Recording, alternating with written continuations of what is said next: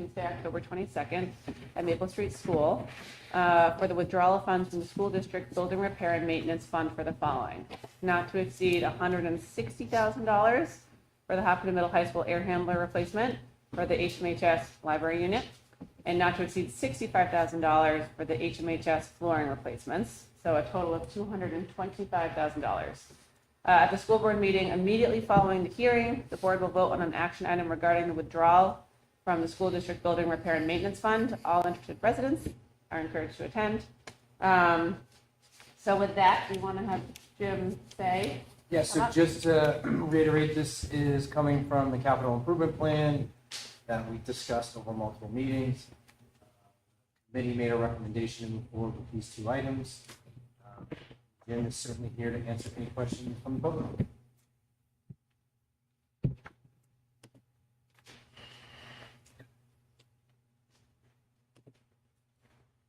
Okay. Well, yeah, it's me. No, he's here to answer questions. Because it's a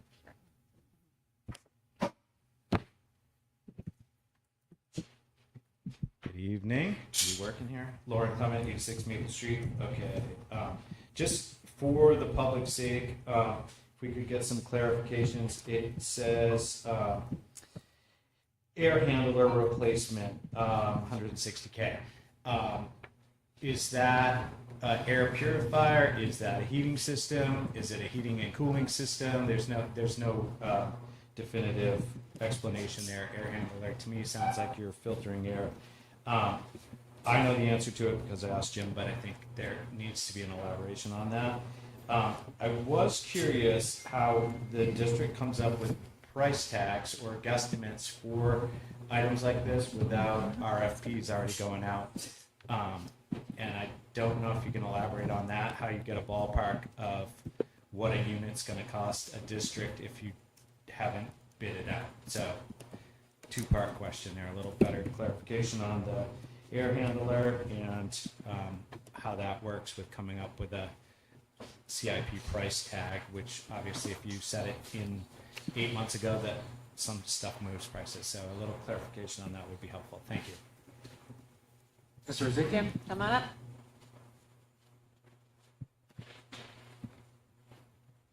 Jim Rosicki Facilities. Thank you. Great questions. I appreciate that, and I know there's some buzz about it. So, for the library unit, that unit does it all in that space. It's pretty unique to the building. There's no secondary source of heat, where like the rest of the spaces in the building, so it doesn't have fin tube radiation or supplemental heating. So that one air handling unit does air exchange, heating, and air conditioning all at once. So if that unit were to go down, we would lose all three, depending on what type of season it is. So that's unique to that school and that space. So as far as pricing, and I was waffling on explaining some of the history to it. So last year, which I will because I think it's warranted here.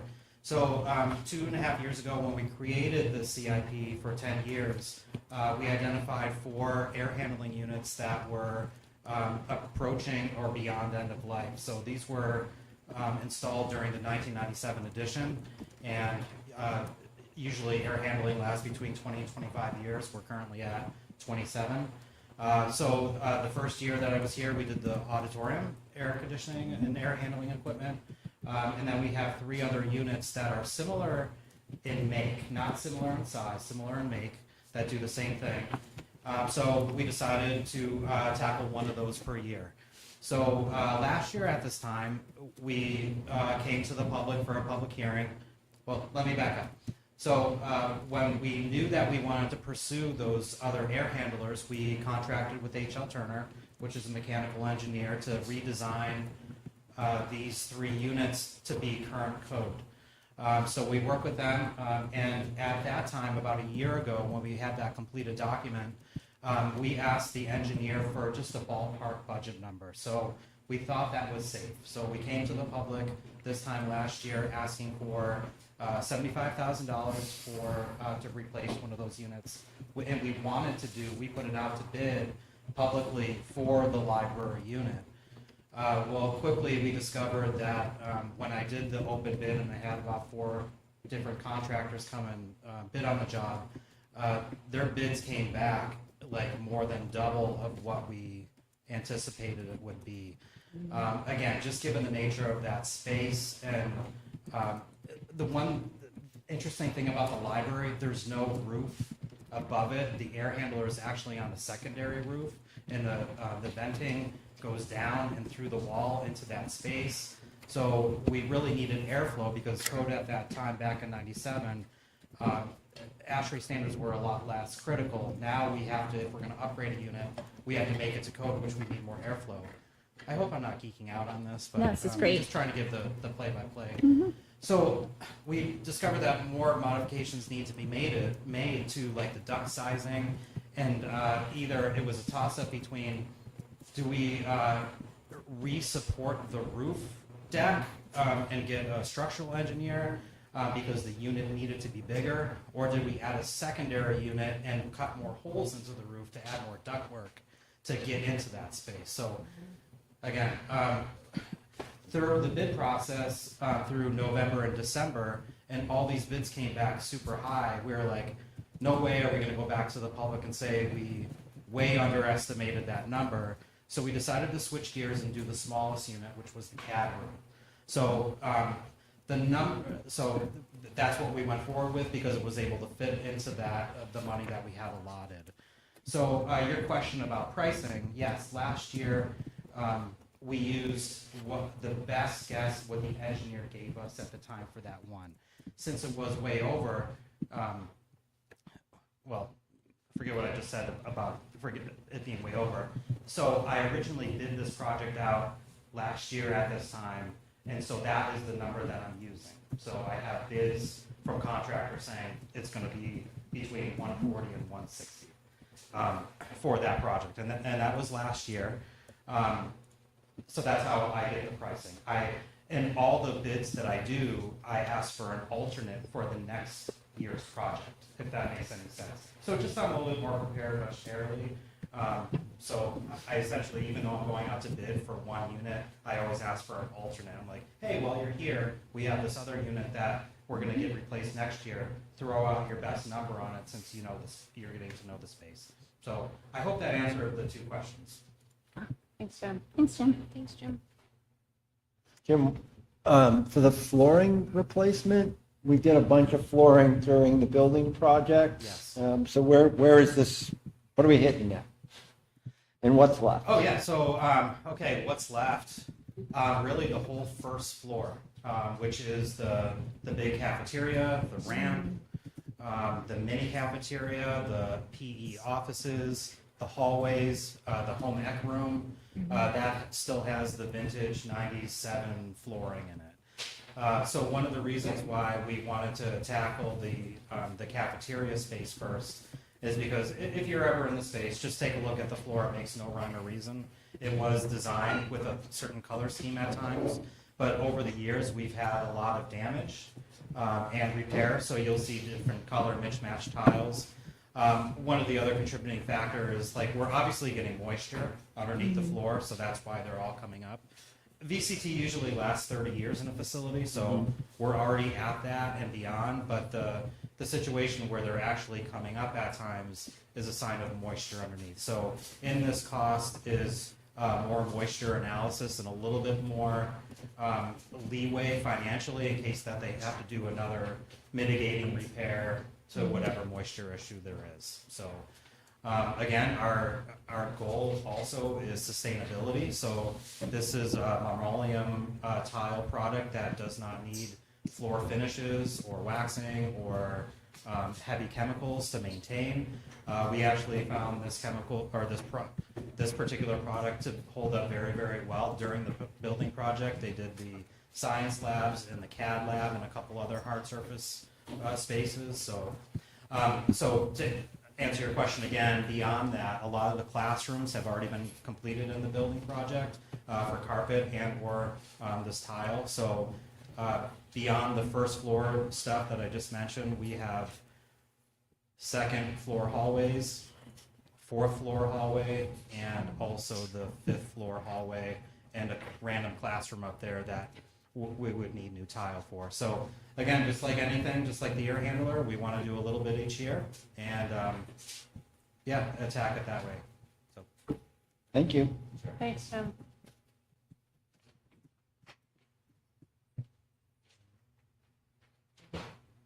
Lauren Clement again. Just can I get a clarification on that? Jim, you said it originally there was 4 units that were installed in '97, and it sounded like when you got your first bid, we replaced one of those units. This would be the second of those units, and then there's 2 more to go. I was just trying to get the order of operation. I believe that's correct. that's absolutely correct. So just people that know the high school in their mind's eye, we did the auditorium air handling unit last November. This past summer, we did the CAD lab. The 3rd unit that I'm asking for money for tonight is the library, and then the 4th unit handles the computer lab, and that I call it a lecture space. It's near the CAD lab. It has the funky inverted floor, so that unit does two particular spaces. Does that make sense? Okay. Thanks, Jim. Anything else? No? Okay. Okay, so I'm now going to, anyone else have questions Specific to the public specific hearing. to the public hearing?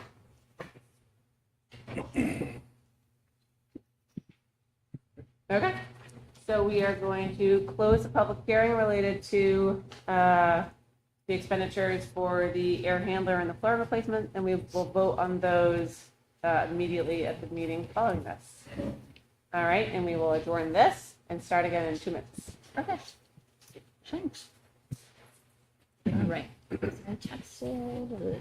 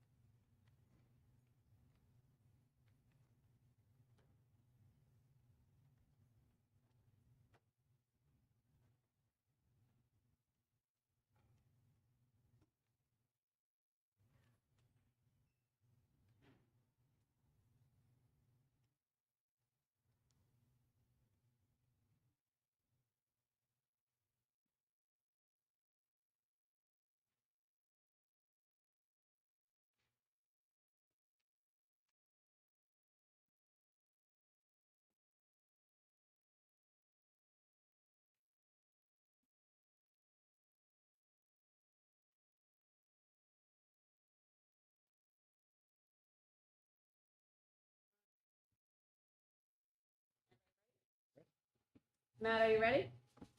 Okay. All right. Hi, everyone. Welcome to the October 22nd meeting of the Hopkinton School Board. We are here today with Rob Nato, Jonathan Cohen, Andrea Folsom, myself, Dulcie Lapoma, Michael Flynn, Michelle Clark, Jody Condon, Flo Daffis, and Matt Stone. If everyone would like to stand for the Pledge of Allegiance. I pledge allegiance to the flag of the United States of America and to the republic for which it stands, one nation, under God, indivisible, with liberty and justice for all. Okay. All right, everyone. We have one set of meeting minutes to approve from the April 8th board meeting. Do I have a motion to accept and approve the minutes? So moved. Second. Any discussion? All right. All in favor? Aye. Any opposed? Motion carries. We are going to start with a couple words from Mike. Yeah, so I'd like to take a moment just to kind of clarify some of the information that's been circulating out on social media, the internet. as we're all probably here in attendance, for what happened at the girls' soccer game a couple weeks ago. I have to kind of thread the line of what I can share publicly for the safety procedures, but I want to do my best to just kind of clarify the timeline of events that occurred for us and how we handle situations. Any threat that comes in, which we receive multiple all the time, so whether it's guns, weapons, we've had bomb threats, we've had people on property during school hours, whether that report is received through email, a phone call, however it may be taken in, we then implement our safety action plans. There are several team members a part of safety action plans and who's responsible for contacting who, at what time, to follow up safely. So 2 weeks ago at the girls' game, we received an email from a single parent on the girls' soccer team with an article that was sharing some concerning information. A phone call came in about 5 minutes later, around 1:50. At that time, Mr. Meserve implemented the safety action plan, contacted me immediately, and then I received another email around 2:28 in regards to some concerning information. At that time, within 45 minutes, the game was going to start about 4 o'clock. We had contacted our local PD, which we have a great partnership, contacted other local authorities that we were capable of communicating with, contacted our legal team to see what we were legally able to do and not able to do. And at that point, within that 45 minutes, Mr. Meserve, Mr. Kelly, and myself had put a plan in place for the game to the legal extent we were allowed to implement it. As the game went on, there were no reports filed at the time. One report came in after the game that a non-parent approached our boys team, asked them some uncomfortable questions in which they reported it to the coach reported to Mr. Meserve, so forth and so on. So as we are navigating situations that occur, we have to make sure that we as a school district follow laws and requirements that we're capable of. I am not able to arrest anybody. I am not able to implement certain things that are not legally ordered by the court, by a judge, by an attorney, by a doctor. So as we manage these situations, the goal is to make sure we're doing everything within our legal capability as a school district. We have a great partnership with our local PD. We were in constant communication the entire time as the soccer game occurred. None of these make anyone always feel better. It's hard when we had a report last week that someone was in the Maple Street Garden during the school. So we're trying to navigate reports with information. Just want to reiterate to the board, which I've said several times, we take everything as a 911 until we can calibrate it down to its. Chief Hennessy does an outstanding job of what he's able to do and who we can communicate with. As we work through that process, we're just always on the same page as well. So things that, are challenging is we're a school district. I am only capable of so much. I'm not the law. I'm not an attorney. I am not the court. So just ensuring that no matter what threat comes in, we're always taking this. So if you have more questions as we move forward and as public comment comes up, I can certainly answer more details in regards to safety procedures in the non-public if necessary. But I would say that we continue to monitor all threats that come into our school. Okay, thanks, Mike. All right, we are at the first public comment portion of the evening. If you'd like to come up, please keep your comments to 3 minutes. State your name, address, and town that you live in, and we will go from there.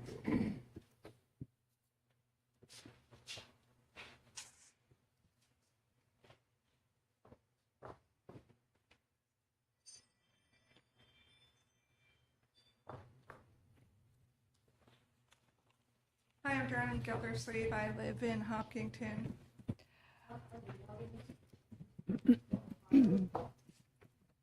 Is this okay?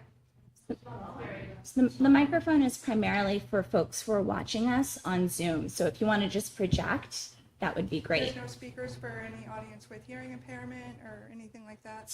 I think we're working on it. I can't eat it. Okay, so I think most of you know my name, Darlene Geldersley, from leading the effort in Concord School District against the predator Howie Leung. If you can Google my name, you'll see all the effort that I did. I put in a lot of volunteer hours for that, and so I was horrified when parents started contacting me from my own town about a very big breach of trust for parents in the district. I'm also running for New Hampshire State Representative. I've worked on a number of legislation that actually has passed to protect children in New Hampshire, so I feel like I'm qualified not only to be here tonight, but to help you craft any ongoing policy changes and review going forward. I learned from a Hillsborough Deering parent, Betsy Harrington, who attended the Hopkinton Kearsarge game, that she had emailed the superintendent of Hopkinton on October 7th prior to the game at 11:27 a.m. I saw the time-stamped email myself, so I know for a fact that it was sent out to our superintendent. She called the school and begged a secretary to help her with this urgent warning that a child pedophile, predator, pornographer was going to be at the game with our Hopkinton, not only our girls soccer team, but any child that was on the field that afternoon. She then had a lengthy talk with the athletic director, Dan Meserve, to warn him that a child predator who was convicted of child porn would be at the game. What he would do, he was taking pictures of minor children and cutting and pasting their photos on naked bodies and disseminating them on the internet. So I hope you understand how parents could be concerned that their Hopkinton child can potentially be on the internet as a naked body with their picture posted on it. So it's a federal felony offense. So I want you to realize just how impactful this event has been to the community and why parents are worried. Okay, this same mom warned that there were bail conditions from a child porn conviction of the predator Mark Jakes when she was talking to Dan Meserve and the secretary. She begged and warned that he was not safe to be around children. Their same soccer mom is a social worker who has trained in sex offender programs for clinicians extensively, and she recognized what was going on with Mark Jakes and the danger to Hopkinton kids by using her professional experiences that children were in danger in Hopkinton.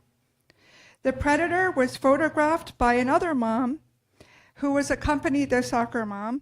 This mom, Nancy, took a picture of predator Mark Jakes with his camera phone pointed towards Hopkinton soccer players Darlene, and you're at children 3 on the minutes. field. You have to wrap it up. If someone wants to cede 2 or 3 minutes of their time to give to me to complete my testimony. Thank you. The predator was photographed by a mom with his camera out towards the players. That tells me that there absolutely could be a risk of child porn of Hopkinton players and other children on the field being circulated on the dark web as we speak. This is not conspiracy theory. This is not trying to throw the school under the bus. These are facts of the matter. If a soccer mom can easily get the bail conditions in the whole court file, why can't our local authorities, including our police and even our school, I don't want the school keep saying, I don't arrest people, I'm not the cops. It's your job to protect their children.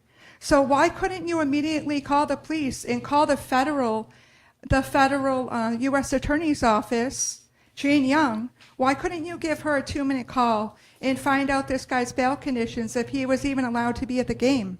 Never mind have a phone aimed at Hopkinton kids. Here's the bail conditions right here. I'm just a mom. I'm a mom of 3 kids in Hopkinton. If I can get the bail conditions that say that he can't be at parks or schools or around any children that are under 18 years of age, why can't you? And I'm talking to the superintendent. And I'm talking that you could have called Chief Hennessy and Jane Young in a blink of an eye and found out within 30 seconds, like I did, that this guy had bail conditions and he should not have even been at the field. Okay? Why were parents not told by a reverse 911 call that a convicted child pornographer predator would be within feet of their minor children, despite being told before the game? You, Mr. Flynn, you just said that you got emails and you got a couple of calls before the game. Why didn't you do a reverse 911 call to warn Hopkinton families, especially the families with minor kids on the soccer team with any siblings that could have been on the field? That's an easy thing to do. You do it when you cancel school. Why can't you do it when there's a pervert on the field taking pictures? We need the immediate formation of a bipartisan policy committee, just like I did within Concord. I worked with the chief of police sitting right beside me to craft policy work.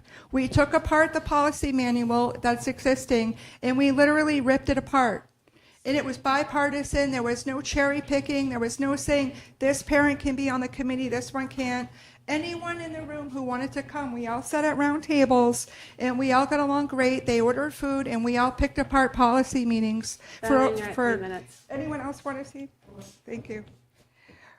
So I want you to invite, and with a show of hands, if anyone agrees with this bipartisan policy committee to go over the breach of trust and what happened in Hopkinton, including the police chief, the Concord Crisis Center, the Coalition for Sexual Abuse, New Hampshire No One Tell, any community member who wants to attend. Without handpicked selection, this group shall be broken up into working groups over time with the goal of immediately never ever letting this severe breach of trust happen again. The superintendent had said that there was no reported events at the game. Actually, there was. A parent went up to, her name is Betsy, she went up to Dan Reserve and told him that predator, Mark Jakes, is talking to a minor child.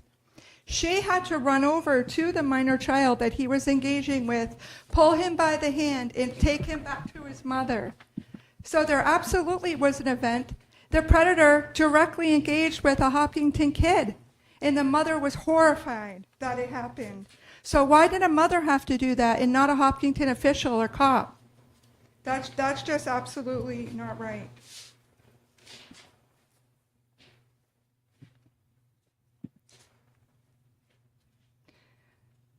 Okay, so I want a policy change in writing about that 911 feature. If there's a reported predator or pornographer anywhere around Hopkinton kids that you know about, and you did know this time, you had several calls and emails, I want there to be an immediate action of the 911 reverse call feature to parents. I want that in writing in the policy manual, and I want that action spoken about at any upcoming policy committee meeting. I want immediate accountability, so whoever was told about the child pornographer and did not act to protect children, in other words, to get those bail conditions by working with the U.S. Attorney's Office, and no trespass, that predator parent.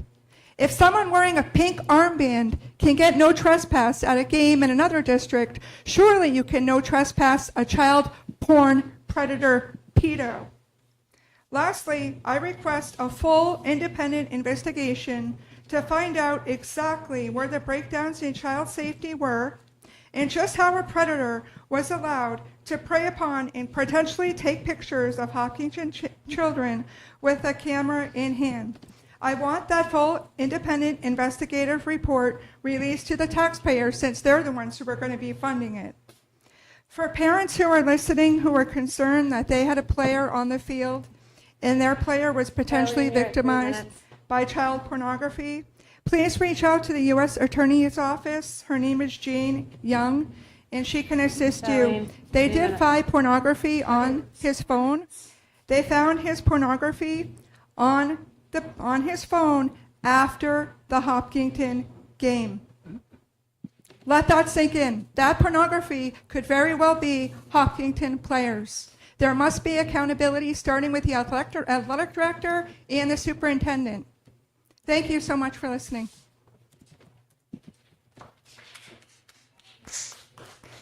No, thank you.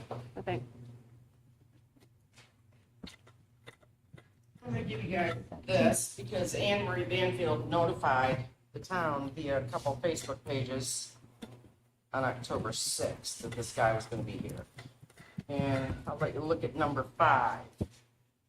That was disregarded. And I found that in like 2 seconds doing a search on this dude.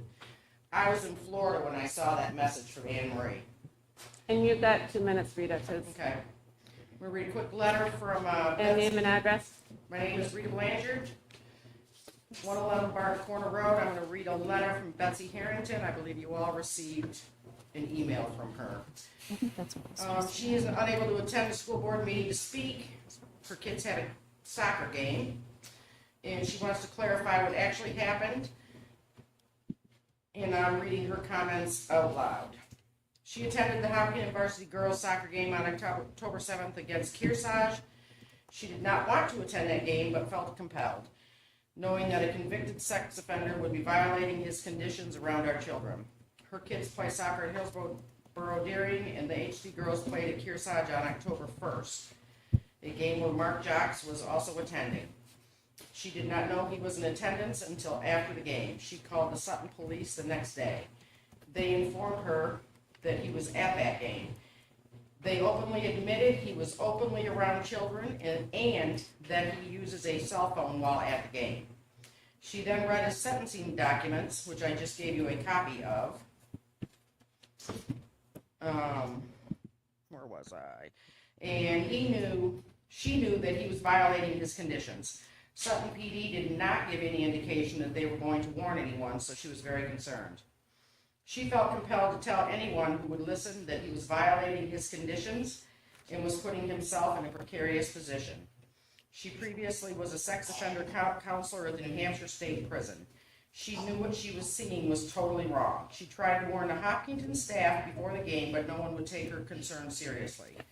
She called the Hopkinton High School, and the secretary said that the principal and vice principal were both Rita, you're at unavailable. time. Minutes? Fine. And the secretary said that the principal and vice principal were both unavailable despite my saying it was an emergency. So I unloaded on her and told her the details. She connected me to the athletic director, and she had a conversation with Dan Reserve. She reminded him that Mayel Jocks was playing in violation of state law HB 1205 and told him Mayel's father would be attending the game. I gave him the horrific details of his crime and let him know that Mark Jocks had not started his sentence yet. I explained how he was violating his conditions at the games and that he was expected at the Hopkinton game. I gave him some leads to follow up on my accusations. I asked him to call the Sutton Police Department and the federal supervising officer, Matt Farwell. I asked him to read articles that had already been released regarding his arrest to get up to date quickly. Dan Reserve simply disagreed and minimized my concerns.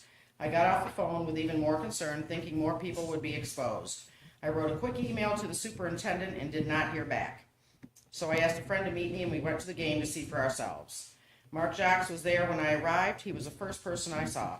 He stood by the fence with his phone out. I was astounded but had no intention of interacting with him. I was hoping not to find him, so I stood witness while rooting for the girls. I took a few pictures and some video as proof. After halftime, he put on a jacket and moved closer to the crowd. Unfortunately, near the end of the game, a child started playing around Mr. Jocks. He seemed to be attempting to engage with Mr. Jocks, so I did eventually intervene after watching about 10 minutes. I led the child back to his mother and told her the situation. Mr. Jocks immediately went back to his car. As my friend and I were leaving, we stopped and reported to Dan Reserve that we protected a child around Mark Jocks. We left and later reported our concerns to the Department of Justice's Office of Public Engagement, where our pleas for action were finally heard. I do not appreciate being dismissed by Athletic Director Dan Reserve when the risks were so great. I am feeling a loss of trust for your administration and of the administration of Kearsarge School District. We, the players, guests, and I, deserve an apology from Dan Reserve and from the Kearsarge School District, who knew the earliest. The lack of transparency has done incredible damage. I am hoping common sense boundaries can be made to protect our girls and guests in the future. Creating the policies around known convicted sex offenders on school grounds is a start. Setting strict boundaries is important. Our girls deserve a safe space to play.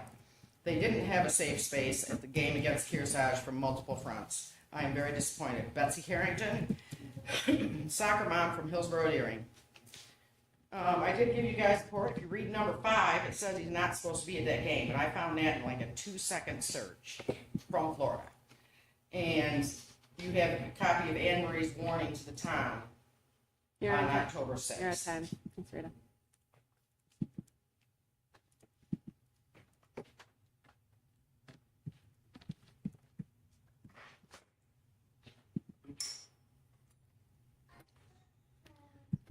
Lauren Clement, 86 Maple Street. I appreciate your introductory explanation here. Clearly, this subject matter has been a huge buzz about activities at the school. I wish there was many other topics that we could get this kind of engagement. I will note that not all of that engagement is in favor of activity towards this individual. It's pretty split, and I've listened to various explanations. I've fielded a ton of private messages from people, and I've kept it all confidential. I appreciate people's feedback, but I've sat at school board meetings here for approximately 3 years. I listen to a lot of policy. And it's all about protecting children and safety and security. A lot of that is the main primary focus. We had fire drills today. Later, we're going to be speaking about special ed. And in doing so, we need to be very careful about how that conversation is articulated. And to me, it seems that with the information that was available, that something more could have been done. And I believe, to Darlene's point, is that it after this incident, it seems that there should be a policy review of some sort, and maybe you could include more of the community to review that. I'm sure you would welcome community to come review policy. It's hard to make the policy meetings when they're in the middle of the day. I don't know if there needs to be a special board to do this, but I guess I just wanted to note that there's a lot of conversation about this, more than I've seen on budgets. So there's concern amongst the community, and it needs to be noted. Thank you.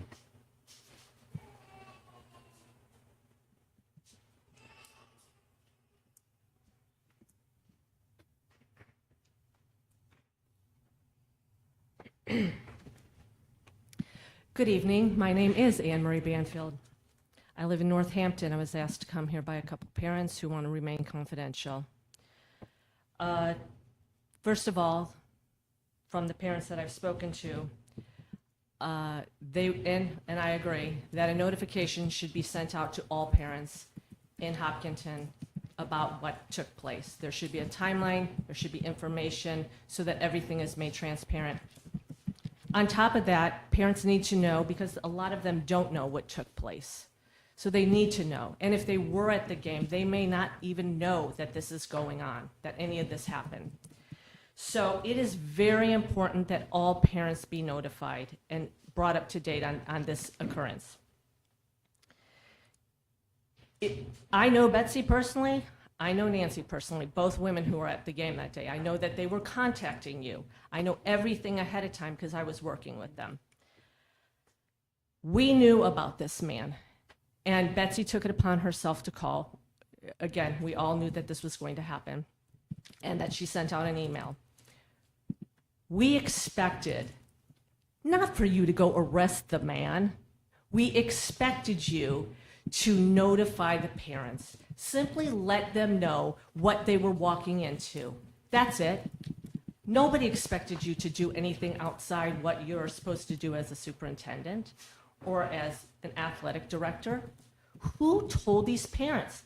They were walking right into the path of a child sexual offender who takes pictures, superimposes them on sexual abused children, and sends them out on the dark web and tells some of these pedophiles to contact those people. That's what he was convicted for. And then they caught him again on Friday with new photos. That means that your Hopkinton parents, their children may be in his photo stash. We don't know. I mean, I don't know, maybe not, but maybe so. That's what they were trying to prevent. Not so you would walk into this. And nothing was done. And Betsy was just, pushed away, no big deal. Well, let me tell you, parents are concerned and they're angry. And it makes me angry that no one had the nerve to say, hey guys, we got some information. Before we get on this bus and go to this game, let your parents know about this. This is what we know. That's all you had to do. Here's what we know. That way the parents know.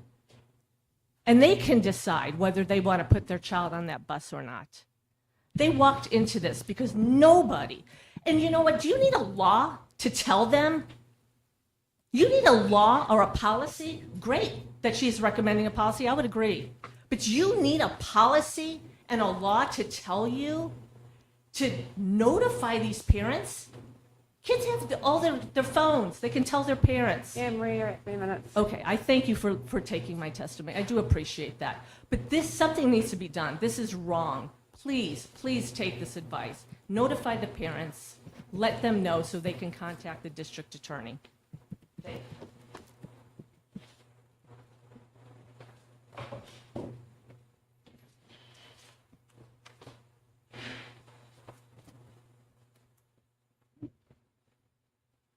Like they have a public comment.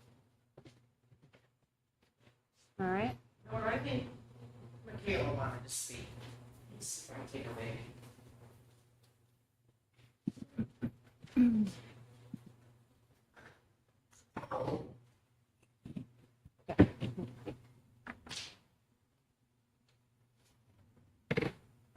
I don't think they're in the building anymore. I think they left. Give it impacts, victims, impact statement. Okay. Well, she's not here. So. Okay. So you want to? All right. We're going to close public comment. Or Karen.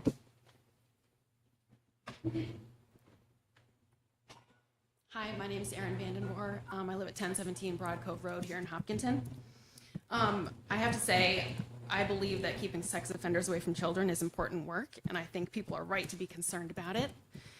But I'm just going to call out the elephant in the room and say that I don't think that many of these speakers would be here tonight if there hadn't been a transgender player on the opposing team. This same group was agitating on various town Facebook pages about this player well before they stumbled upon this alternate headline about a sex offender. And I'd venture a guess they're not out policing whether or not there are any sex offenders along the bleachers of any other high school games in New Hampshire.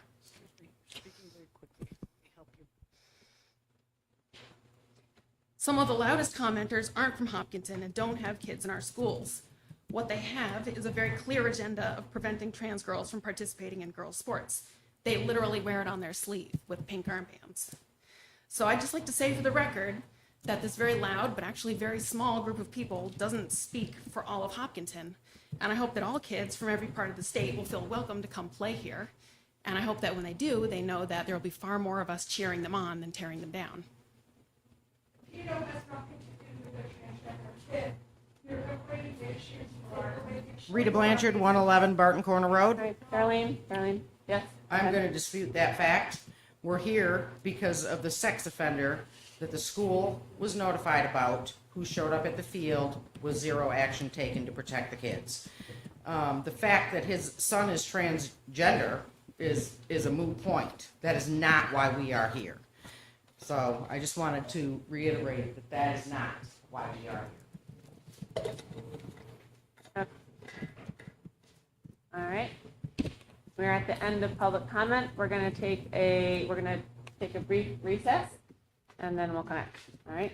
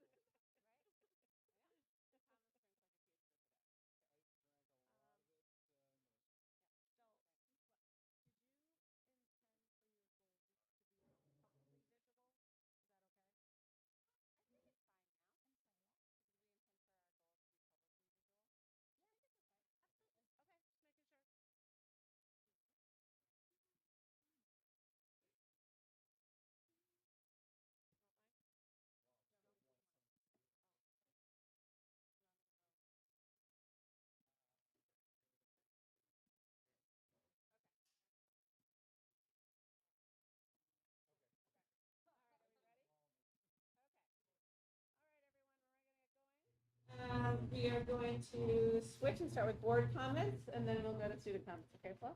All right, Rob, do you have anything? So Norm's not here, so I'd be remiss to not remind people that the cross-country championships are this weekend at Deerfield Park. You know, always an exciting event, and from my understanding, the girls are in an excellent position to have a very good outcome. So if you're looking for a fun event on Saturday morning, Deerfield Park would be the place to be, and we wish both teams good luck. That's my version of Norm for tonight. Great. It's like a C. Yeah. Gentleman's C on that. I'll work on it. Jonathan. Yeah, there you go. Jonathan, do you have anything? I think all I would say is that, as far as I can tell, everybody did a great job with the power outage today. Yeah. So I know. I'm sure that was not easy. Almost 1,500 households. Yep. Okay, that's right. It's a good time to School. And an entire school of small people. So well done. Yeah. You all have to go to the bathroom once the power goes out. Okay. Okay. That's fun. Andrea. Similar to Rob's vein, I got a chance to attend my first cross country meet for middle school this weekend. It was a beautiful weekend for it. The girls came in first, the boys came in fourth, which was great. Yep, kudos to cross country. And also I would like to thank the Hopkinton Fire Department who came to Harold Martin's last week to do a bunch of fire safety with all of our kids, which includes safe places, where to go, how to get the fire department's attention if there is a fire and you're stuck inside, and also let the kids, as per usual, climb inside all of the fire trucks, which was a very, very welcome part to all of their days. So really appreciate the We're collaboration. going to have students come and talk about it. It's kind of last minute, so they're going to come and share their experience. Can I? Yeah. continue? So from there, the power outage today at Harold Martin. Thank you to the staff. They were pretty good at on the fly. That's actually part of our emergency operation action as well. We had some more outdoor recess today, which everyone's always excited about. We communicated through the SAU office. The high school put in the message to communicate with them. No phone calls from parents, so situations pop up all the time, and we have a good team to take place. Thank you to everyone. All right. All right. Whoa, what's happening? Okay. Well, the sports are going well. I'm going to sound like a broken record because it's always like, oh, the sports teams are doing great. But the soccer teams are both still undefeated, I think. And they're both at away games in Concord tonight. And then playoffs are starting on the weekend and into next week. So that's exciting to look forward to. And then, of course, the middle school cross-country teams did wonderful. The PSATs were yesterday for the sophomores and juniors. So I think that had some mixed reactions from students, but good to know. There's been just like field trips, the first math meet, school pictures, the senior picture at Gould Hill over the past 2 weeks, and then there's going to be student voter registration on Thursday. So you guys are going to have some new constituents pretty soon. And Noah and I will be visiting Harold Martin next week. So that's it, I think. All right. Great. Okay. All right. We are kicking things off with a presentation from the planning board. Karen Robertson is here to talk to us about some of the zoning changes for the town and how they may impact, and I'd say generally inform the public and impact what's going on. And Mr. Wilkie. Do you want Dr. Wilkie. Would you rather sit at the table? We can shift. You want to sit at the mic? Either or. I mean, because You want? That's fine. that works. Yeah, great. Thanks, Karen. Thank Mr. Wilkie. Good evening. My name is Michael Wilkie. Thank I'm the chairperson of the New Hampshire Hopkinton Planning Board. And this is Karen Robinson, the brains behind the planning board. So, with that, right now, she's handing out some maps that are representative of what the planning board is proposing for changes at the town hall meeting. And what these changes really in essence encompass is an attempt to increase or decrease the nonconformity associated with two of the districts. And you can see that, we have Pinewood and Amesbury Park are the primary ones behind it.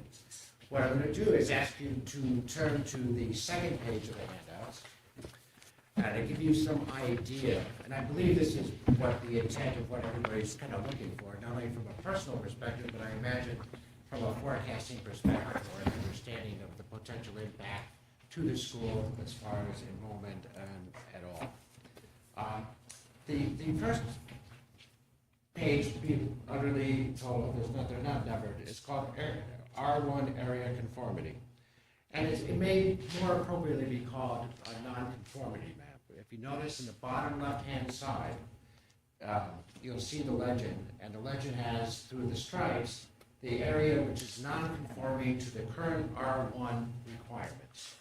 So this is a very large area. It's a lot. So 75% is pretty large. So you can see, and this has been something the planning board has been aware of for a number of years. And this is the year that we are going to try to tackle it, to make it more conforming and to provide some increased opportunity for those people who live within the R1 district. The second page, if you look at it, is the R1 frontage non-conformity. It says conformity, but again, non-conformity, where 58% of the frontages within those areas are non-conforming. This is a pretty substantial area. Again, not quite the total, but it's a part of the total. And then the page that's after it, I guess that would be the fourth page. That's 1, 2, 3, 4, from the top. And this is the possible B1 area conformity. In other words, this was drafted relative to what it should look like if, in fact, we were going to improve upon the conformity. I know this is pretty detailed. This is, there's a lot of information here that's contained within the map, but it's really kind of to demonstrate what the planning board was attempting to accomplish. And on the last page is the possible VR1 frontage conformity.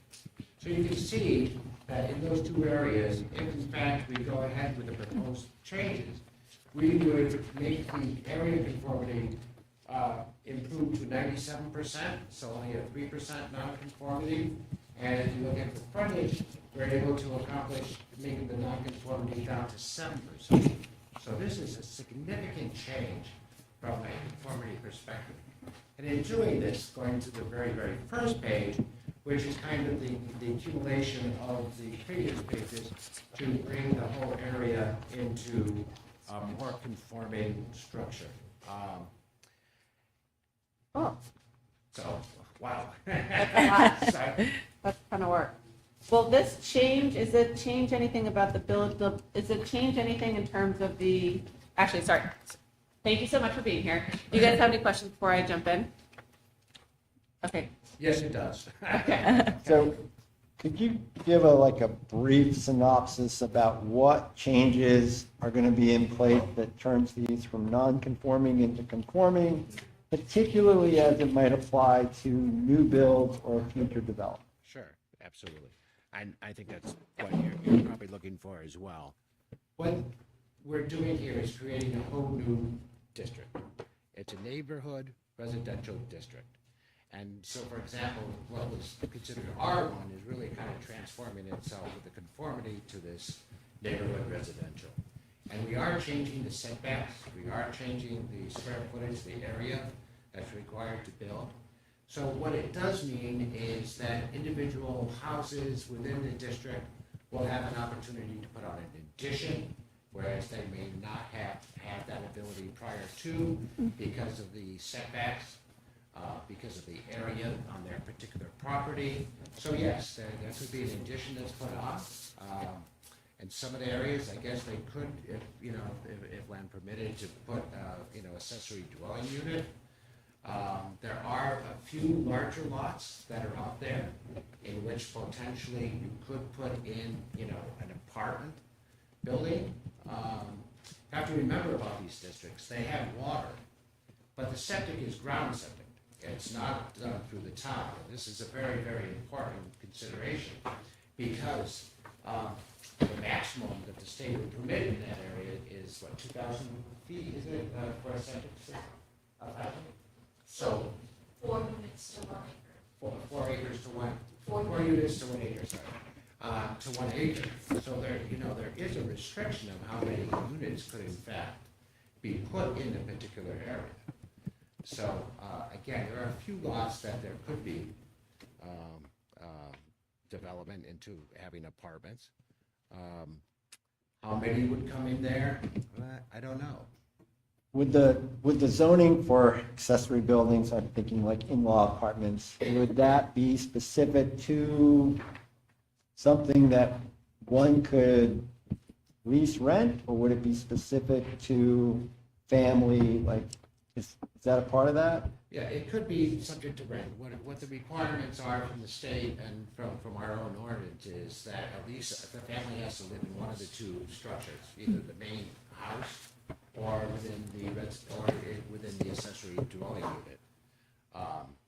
Karen, how many in town have been done approximately? I think we'll put you on the spot here. Yeah, we have about 16 now. I would say, I don't know, it's been 5 years or so, somewhere like that. The accessory dwelling units are allowed on every property in town. That's state law. One thing that's unique about Hopkinton is that we allow detached structures. So you'll find that most people do not want to do an addition on their home and have the accessory dwelling unit. And most of the units are family living in the but the units are detached in Hopkinton, so they have 2 homes on their property. One unit can only be rental, and there are 2-bedroom units. Right now, I think we have about 6. So by changing the zoning district to smaller lot sizes, smaller setbacks, which are, and making the lots conforming, people can put on the addition and meet the setbacks, or put in a unit in their backyard and meet the setbacks.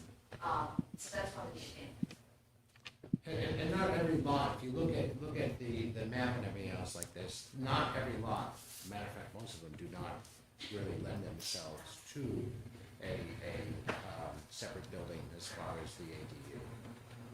And most likelihood, if somebody were to do it, they would do an attachment, and yes, that could be rented. Separate access, that type of deal, that would be required for it. Again, 16 units now. I think it's kind of fun, so I'm going to say 5. But, and again, well, people see that it's missing. They'll see in the zoning that we allow 12 units in that neighborhood. They'll think, 12 units are going to go on that home. Now, 12 units, they have no town sewer. It's dictated by the state of how many what the sewer load will be per acre. And it's about 1,000 gallons. I think it may be 2, but I think it's 1,000 gallons per acre. So we figured if for 1 acre, it's 4 units. But again, the other factor is a lot, most of the lots are less than an acre. So are they going to be able to meet the setback requirements for this to get additional units? And then a quick good example is on Park Bounty Road in Russell, there are 11 units going in now. There's 700 square foot single one bedroom. But they have almost 2 acres. But they're allowed in that district of 24 units. So, but their state only allow them 11 on 2 acres because they only have they don't have tax. So that is a big factor on how many units are created. Okay. Last question, then I'll be quiet.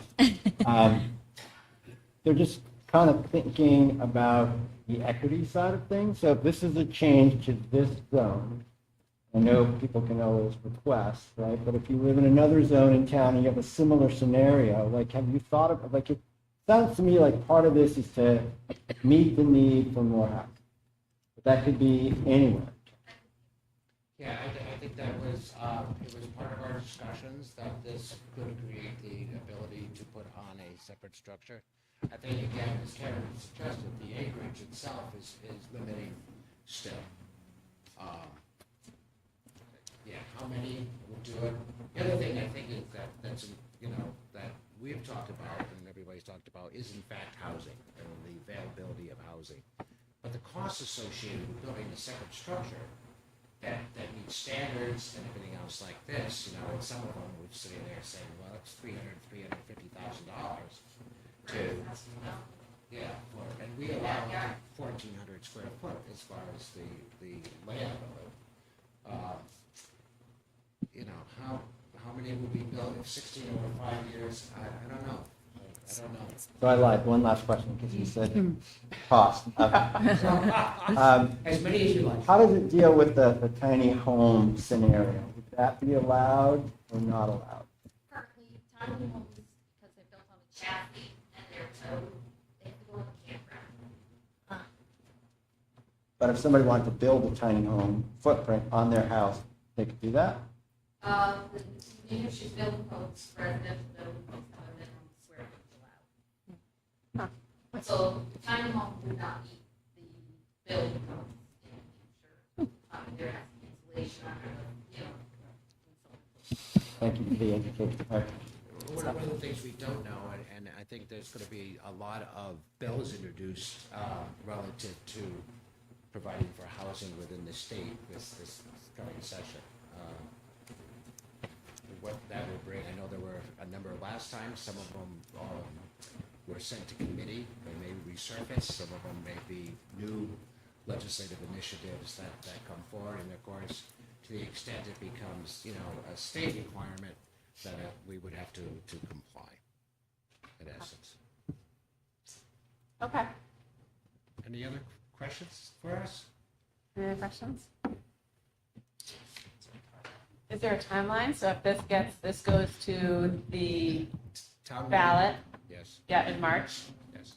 and then does it immediately get adopted if it passes? March 11th. March 11th, yep. And then it's effective immediately? Unless the amendment says otherwise. Okay, But it's only bills for the house. right. But this one will be effective if passed by the voters the following day.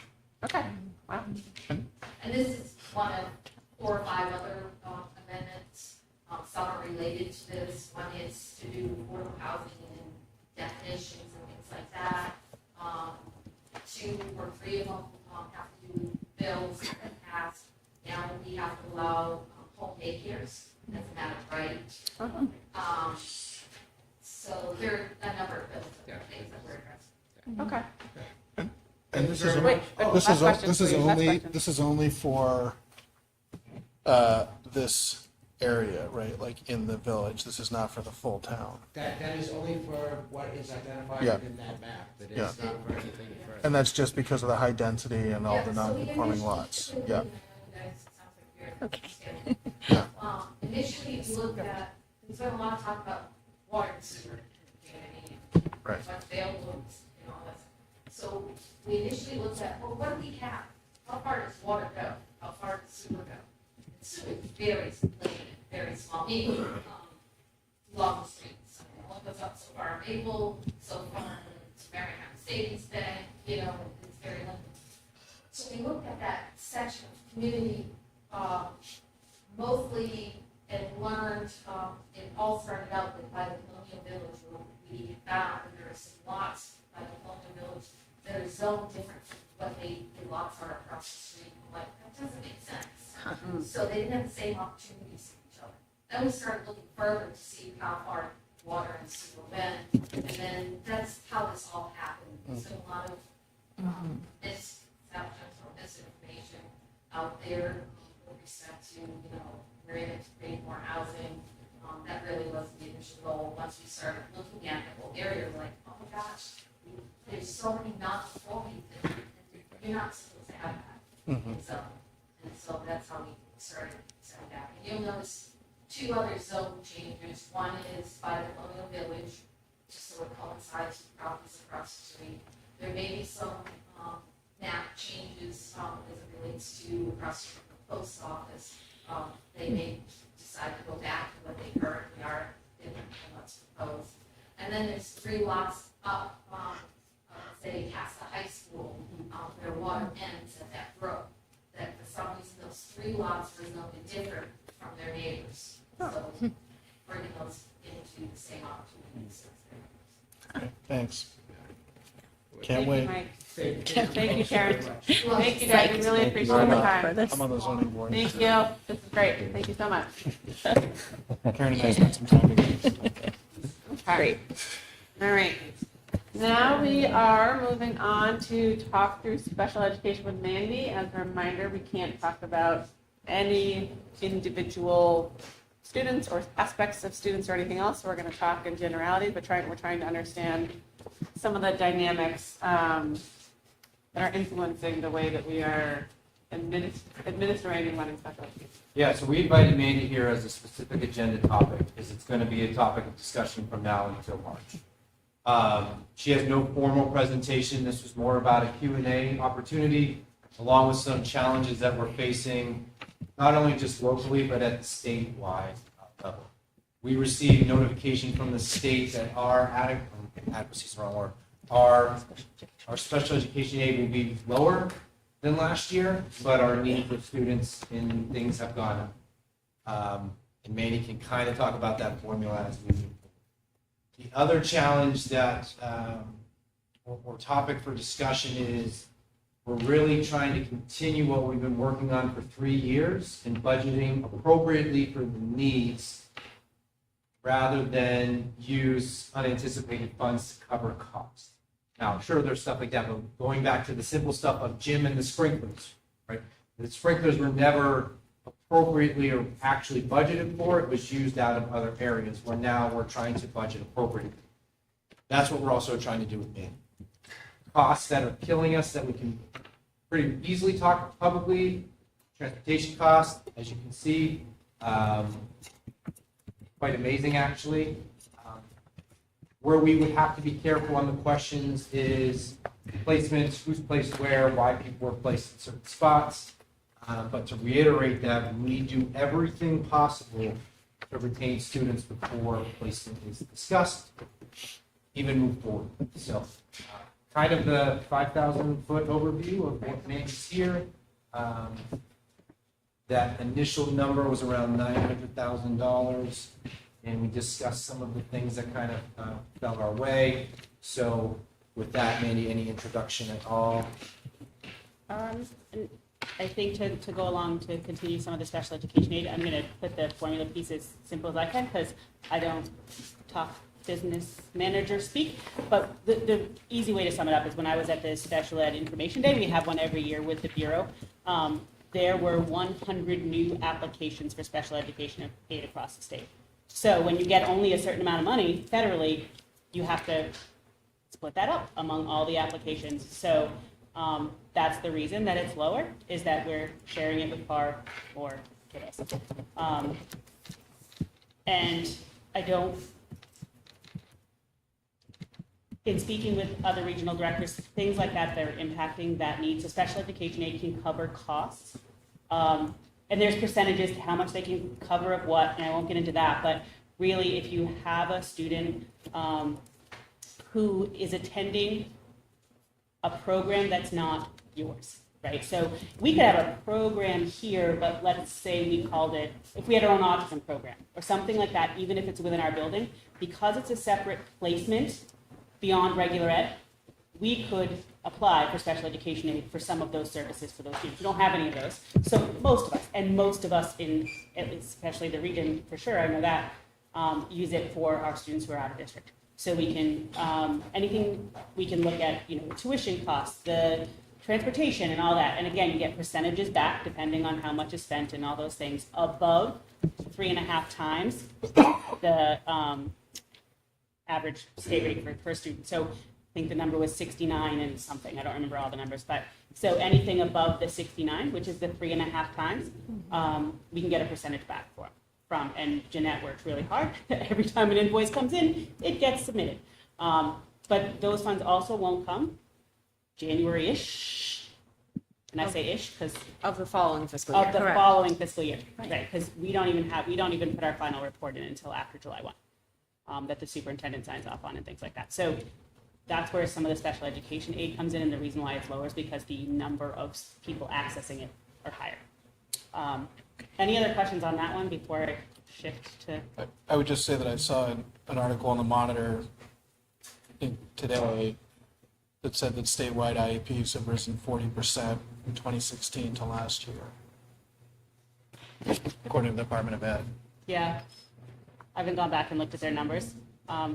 So, could be, yeah, it wouldn't surprise me. It wouldn't surprise me at all. And there's a lot, I mean, we had a lot of move-ins last year. We had a lot of move-ins this year from out of state. And we navigate those. We've also had move-outs, like. So, Without question, yeah, absolutely. without question. It's certainly fluid. So, and if if I was to look at what our numbers are in comparison to even a larger district, I'm sure it's a similar percentage of move-ins, move-outs, things like that. But to that point, I don't know, I forget who asked it at the work session, but a real high-level view, we pulled the data for the last 10 years, keeping it simple. Simple, not IEPs, but placements. 2016, 2, 2017, 2, 2018, 8, 2019, 5, 2020, 9, 5, 1, 2, 3, 4, 5, 6, 7, 8, 9, 8, 1, 2, 3, 4, 5, 6, 7, 8, 9, 10, 11, 13. So I think Norm maybe asked it, like, when's the last time we were level on placements? It was 16, 7. Thank you. Yep. Okay. So I think what we want to do is have everyone just ask Mandy whatever their questions are, again, knowing that we can't talk about individual students, but if there's anything, yeah. Hi, Mandy. So I had a couple of questions for you. So just want to review what I wrote to myself here so I can say it clearly. So we're going to have an outplacement, and the team decides that this is the most appropriate. But there's placement A and there's placement B. How is that? And let's say that they're equally appropriate, and one perhaps costs us a little bit less. How is that kind of decision made? So we look at all kinds of things because sometimes it's going to come down to what's the travel distance. They might be able to offer the same things within the school building, but how long is it going to take to get there? How, what does that look like? Can the student manage that? Because some can't, for whatever reason. So those are the continual questions that we ask a lot. And I'll be completely frank, I'm always transparent with families and said, I'd really like to start with this referral first, because we're going to get the same at a lesser cost, but we're going to get the same. The students' needs are met no matter what. So I will transparently say that to families whenever I can. I'll be honest in some of the things that I've seen and needed to have those conversations about. We're limited into which schools we even look at to begin with, because of not every school offers the same thing. So you want to make sure that they can meet those needs. And we look at the whole picture. Does one school provide speech and language directly from their school? Is that an additional cost, or is that like included in the tuition costs? Because again, some places are different. So I'll look at all of those factors before we land on anything, especially when it's a school placement. If a placement should change, is that still the purview of the team decision here in Hopkinton, or can that change occur for other reasons? And do we have any control over that? So that could go a lot of different ways. So I'm going to try to make sure. So things that can affect a change of placement might be that it's no longer a fit. Student has grown and they don't need that level of service, so they can transition to like step down, for lack of a better word, where they're still getting all their needs met, but their needs have shifted. So we shift what those schools are. Those are IEP team decisions. I'm making sure that I'm speaking with families the whole time, because I am the case manager for every one of these kids. So I am knee deep, sometimes neck deep, into all of that. So I have so many conversations with families, especially as we're transitioning to that point. And I'll be honest, we have conversations almost every one of my out-of-district students. We have a quarterly progress meeting. If we're even remotely hinting at things are getting better and either step down or transition back, we start talking months ahead of time on what that looks like and what we need to see in order to do that, so we can make sure we're aligning everything. Because again, at the end of the day, student need is first, but also I have, Right. I have a fiscal responsibility as well. So we have those conversations nonstop. Another thing that could change, if, let's say, an episode of like BCBH, which is the Bureau for Children's Behavioral Health, I don't say that thing in that, so I was hoping I got it right. Let's say they're involved and all of a sudden they're residentially placing them, but it's at a different place. So now then the school gets involved. That's a little trickier sometimes depending on where they place. If they're placing them residentially in one area, because I don't have control over that. I really don't have say. Most times I'm involved as part of the wraparound team, but not always. I don't say in that, but let's say they're residentially placing them, I'm trying to pick up schools in my head. Spalding, because it's the first one that came to my brain. But the student is attending at another school that's still near enough by where that transportation, we're not disrupting their school day, their placement will remain the same. Sometimes though, depending on the students and what, so when BCBH does any placements, they do what they call a CAT and a CAN assessment. I cannot tell you what they stand for, I can't remember. Comprehensive is the first word, do you know that? But really what they do is they do a deeper dive into the student's special education file, medical history, mental health history, interview parents, interview student, interview school, all those things. And they kind of put the kids on levels of levels of support that they need. And that's where that decision comes from. So if it's a level 4, level 5, we don't have very of those in New Hampshire. So if the student's now going to go out of state, it's still what they need, but my job is still to educate. So it does limit our choices in that respect sometimes, or could. Okay. So there's little nuances into what that looks like, but we're always involved. So last question for me, and it relates to the residential placement piece. So if a student is residentially placed, and whether that's an initial and we're part of that discussion or we're no longer part of that discussion, are we still responsible for that part of the cost, or is there now cost sharing with the state? Like, how does that all work? It depends. So with the same program that I just talked about with BCBH, it is all voluntary. So as soon as a student says, I don't want to go or I won't, BCBH is out. Which also means some of that, where are they going to get that therapeutic intervention pieces from? Because when they're saying residential level 3 type suggestions, those are because of the deeper level of therapeutic needs a student may have. So then there's all kinds of conversations because I still have a job to do. I still have to educate. So then it's taking the variables of that specific student. So again, I'm not going to go too far, but as a general overview, it's really considering what that is and what else have we tried to educate them before the school district would decide that that was appropriate and to pay residential. Yeah. So I guess and I asked this because I'm asked it. Yeah. So we pay to educate students in our buildings. We don't pay to the cost of, boarding students. So when students need to be boarded elsewhere, the state does not play a role. That is still our responsibility. And that was the question. Is there cost sharing, no cost sharing? Not typically. And I can give you more details and examples, non-public wise, that may help go a little bit deeper because there's some nuance to all the, like when we're talking in that way, there's nuances that go from a layered perspective, but sometimes placement in court ordered, then that's covered in a different financial way. But typically if BCBH or other state agencies have pulled back and said it's no longer voluntary, we have to figure something out. But I can tell you, for me personally, I know what I do. I'm doing every other option first before I even have the discussion. Thank you. And we are really challenged region.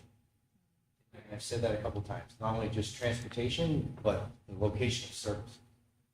There's other areas of the state where you could draw a radius and have 10 miles and have multiple services in that 10 miles. We have a real difficult area. We're called, believe it or not, the Southwest region. It makes no sense. But in the Southwest region, us, Sunapee, Kearsarge, all these districts really have a challenge with location of service. So in that article, I just want to read this paragraph. It said last year, the state school funding formula kicked in an additional $2,000 per student on an IEP, as well as about 2/3 of any expenses after they exceeded $75,000.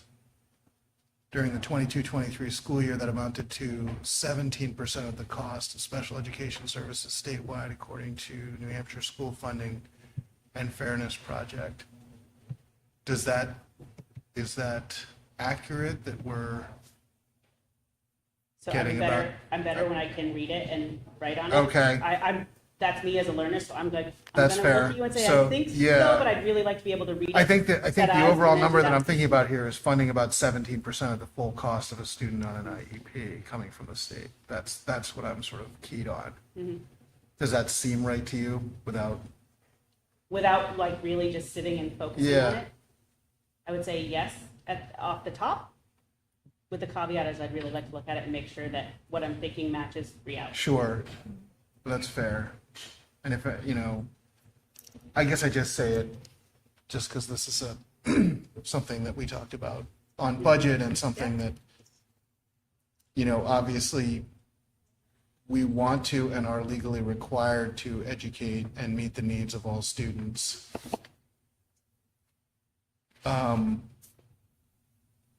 But how much of that disproportionately falls on, the taxpayers in the town because the state funding isn't there. I just think it's important for us to keep our eye on that ball. And there's not much we can do about it. And the projected increase in, we can talk about that, right? The projected increase in the overall special ed budget is what? For next year, it's about $1 million. Yeah. $1 million. Okay. So I guess that's not so much a question. It's just sort of more of a statement. But I do think it's important in terms of forecasting that we keep talking about that. Can I ask a follow-up to Jonathan's over the 75,000? Yeah. Just want to jump in. I've got our FY25 adequacy calculation up here, and do want to let you know that 365,242 is our payment from the state as part of adequacy for the services. And out of what total? 1.6 million? Yeah. Thank you. So I was curious about when I read that article and saw the 75,000 and the percentage goes up. How often do we break that ceiling as a school district where that happens? Is that, Out of districts, yeah, out of districts? for sure. How often? So Yeah, all I of mean, I them. think it's- All of them. Yeah, All let's- of them. let's make it On for the added districts, everyone. Yeah. So if we were to lobby our state legislature, the goal would be to reduce that number from 75,000 south. Yes? So Mandy, last year you produced a report in June that sort of looked at the special ed numbers across all the grades. It had us having 185 students in IEPs here in the district. And it looked actually pretty, well, no, I actually don't know. Can you talk a little bit about like the differences between the schools, between Harold, Maple, and the middle high school, and if it's similar-ish per grade or per school, or if there's a heavier need at any of the schools? Our numbers are pretty similar each year. The needs of the student is the hit.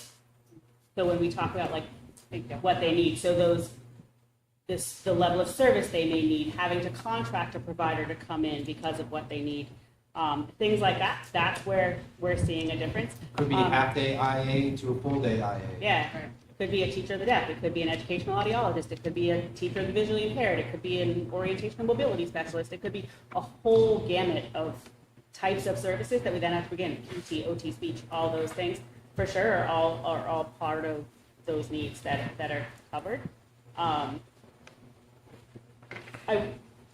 When I look at the numbers from an overall standpoint, I wouldn't say like, oh my gosh, we're really heavy at this building. I would say the needs at each building might be a little bit different, where I could say, oh, it's a really heavy need in this type of area at Harold.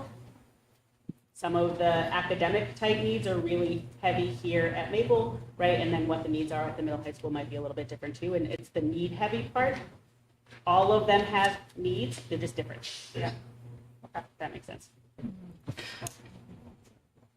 Dulcie, I want to clarify my answer for you if I could. You said out of how much? So I said 1.6, which is our operating budget of special ed for this year. Yeah. If you're talking out of how much adequacy total, it's 4.3 million is what we got for FY25 for total adequacy. Thank you. So they give us $2,100 per special education student. Yeah, thank you. 365.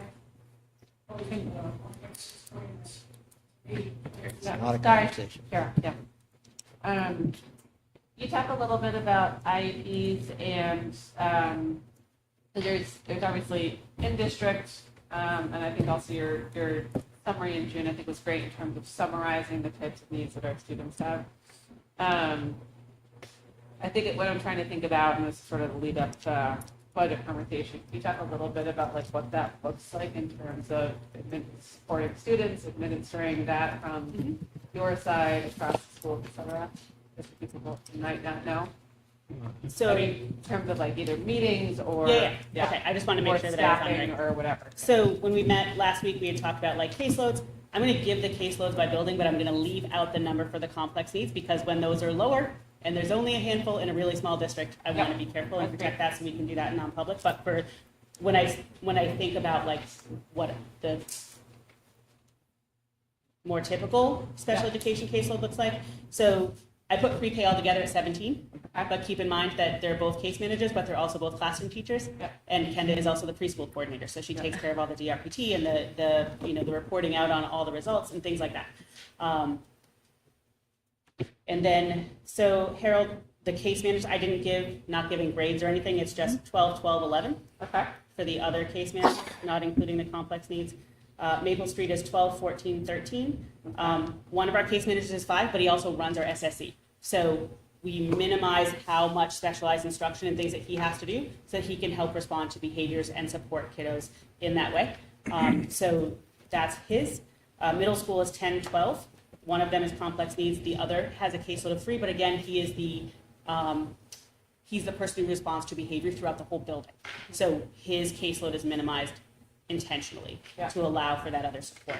High school is 8, 17, 19, one of those being Polly, who is also our building coordinator, so she has to have that time to be able to do that work as well as, being an LEA and things like that. So when we talk about just in general and in kind of thinking like, okay, well, what is just like a meeting schedule, okay, right? So let's say we're having an eval planning meeting. To prep for it, you need minimum 30 minutes, and that's on a good day because it's a triennial, so it's easy and you just got to gather all the paperwork and make sure all the people are invited, all those things. With a kiddo we don't know, you're at 60 or more just to prepare before you even go in. At the eval planning meeting, again, it's probably going to be 30 to 60 depending on the kids. Some kiddos have been 90, especially when they're initials because we might not know all the details if they've just moved here, things like that, so it could expand the time that we're spending at the meeting. And then after the meeting, just in the paperwork is 30 to 60, and that's just for the eval planning. And again, that's going to be dependent on what was decided in the meeting and how much paperwork is needed to be able to follow that up. Eval summary meetings, prepping is a little easier because the case manager just has to make sure everybody has all the things. Parents are legally required to have those documents in their hand 5 days before our meeting. Yep. That is their right. We make sure it happens. So just gathering all that. So it's a little easier to prep for. Unless, of course, we read it and we're like, oh boy, there's some things that we didn't expect. We need to make sure so that sometimes there's a little additional time, but usually 30 or so-ish to prepare is right on. But the meeting's probably going to be 60 to 90 minutes. That's when they're reviewing every single report, talking about what's happening, and then making an eligibility decision. For an IEP meeting, if it's initial IEP, it's probably 2 to 3 hours just to write the IEP. Give or take, because now you also have to talk if they have related service providers, are their goals in, what are the present levels looking like, all of that stuff, because especially the first one, it has to be on target. The meeting itself is to be between 60 and 90, and again, if it's initial, it's probably going to be longer because it's the first time a parent has seen these documents too, so we want to take really good care to make sure that we're really, when they walk out of there, they're understanding what's happening, they know what we're doing, they know why we're doing it, and making sure any of their concerns are addressed at the same time. For an annual, I would It'll all depend on the student and what their needs are, but it can be anywhere between 1 to 2 hours just to prep the IEP. Make sure progress reports are done, all that stuff. And then, of course, the follow-up paperwork is anywhere between 45 and 60 minutes. And that's on a good day. Depends on how much you need, how much other stuff you have to amend, that kind of stuff. And progress review and IEP amendments are, pretty easy by comparison, where sometimes the progress reviews are 60 minutes, but it's just literally a review and it's just the time it takes. But then the amendments will depend on the level of amendment we have to do. So that's just the time in the meeting part of it. That doesn't include the specialized instruction time that they have to do. Many of our kiddos, especially with the academic needs, are anywhere between 3 times a week for 30 minutes or 5 times a week for 30 minutes, depending on their need. For the academic pieces alone, then they get then the related service providers are doing their thing too. But and then just spending time, and then we are legally required to, anytime a report card goes home or whatever is documented in the IEP, if it says that the progress report is going to be sent to them every grading period, we must send that progress report with that. So that's that data collection that says they are working towards their goal by this percentage or whatever it is. So all of those documents come into play as well. Okay.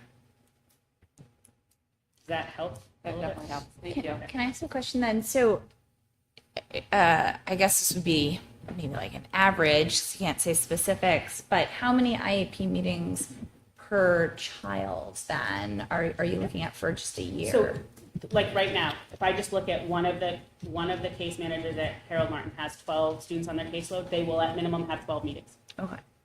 Minimum. And that is for their annual IEP only. So if there's an amendment, that's another meeting. If I want to do a triennial, I want to move up their evaluation, I want new information, that's a different meeting. If they want an IEP amendment, that's a different meeting. But it's 12 from the top just for the annual, because we're required to do it every year. Sure. Do kids usually then have more than one IEP meeting than during the year? Yes. Yeah, great. It's a fair assessment. I think it's not as yeah. much like at the middle high school, Yep. but definitely at the other buildings, usually there's more than one. If they already have an IEP, if it's an initial, there's at least 3 or 4.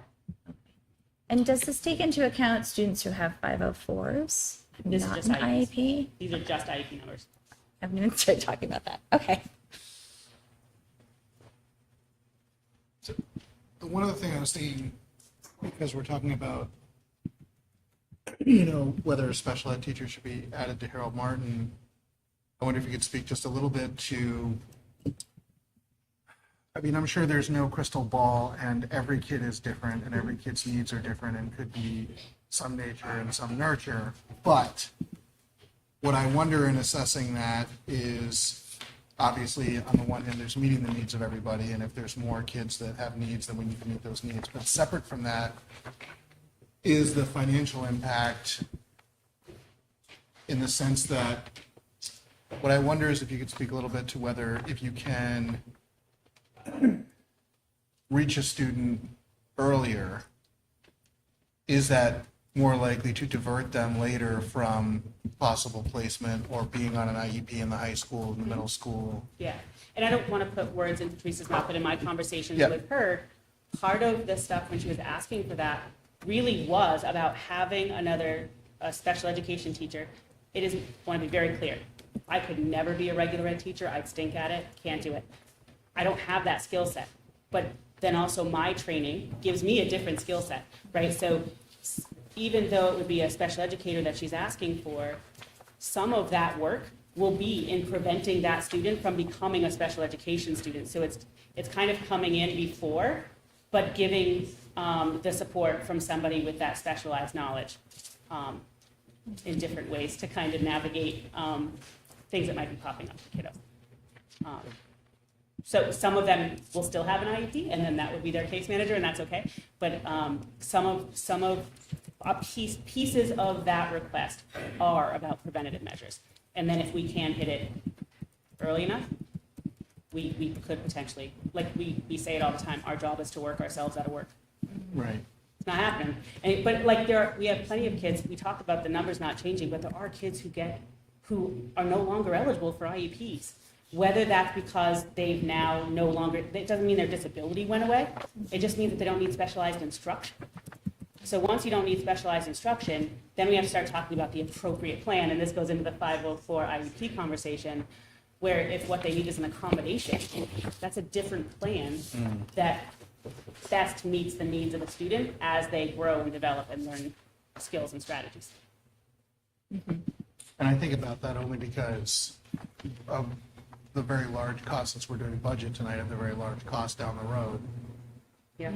So it's something for us to consider. Thank you. And then lastly, and you mentioned this, but the people who are developing, like the case managers who are developing the IEPs, you might have like 12, right, in a grade. Are they often also either some other form of staff, whether it's an interventionist or like, do they have another role? Like, do they develop the IEPs and also do something else that's like instruction or assistance? So the specially designed instruction, that's Yeah. the case manager. Yeah. The case manager is providing that. Okay. Now, there's a few cases where a reading specialist or a math specialist is providing the math or reading intervention, but it will literally say in the IEP that the person providing it is the reading specialist. Right. Sometimes that's because the kiddo has been at tier 2, so he's been working with, or she has been working with that specialist and has moved forward in being able to do that. Typically, it's not, but we choose the people who have a license that says math specialist, reading specialist. Okay. So we're really careful in that too. But usually it's the case manager who provides the specially designed instruction as well. Dulcie, do you mind if I ask her a No, go question? ahead, Laura. So one of the funding pieces of our special ed program is Medicaid to Schools program. So can you tell us briefly about what's changing lately with getting funding from that program? Yeah, so it sounds like there's more coming, but Dan Quarter hasn't told me all those things yet. But we've been working with Dan to kind of make sure that our case managers understand, like with Medicaid to Schools, they check a box in Nessus that says medically necessary. And typically that would end their time with it. But really we brought Dan in to work with them to really help them understand, like, because the IEP is considered their care plan according to DHHS. So having that plan clearly articulate what we're doing, what we're providing, why it's medically necessary, just allows for an easier flow of the Medicaid funds, but also if we were to come get audited and it just said IA, it doesn't matter what the rest of the IEP, Medicaid would say, no, thank you, give me my money back. So really working with the case managers, and also because now they have that deeper understanding, they're then providing that information to the IAs to make sure that we're submitting on time and we're submitting accurately, and then what the 30-day reviews look like and who can do those and all of that stuff to kind of maximize that funding as much as possible.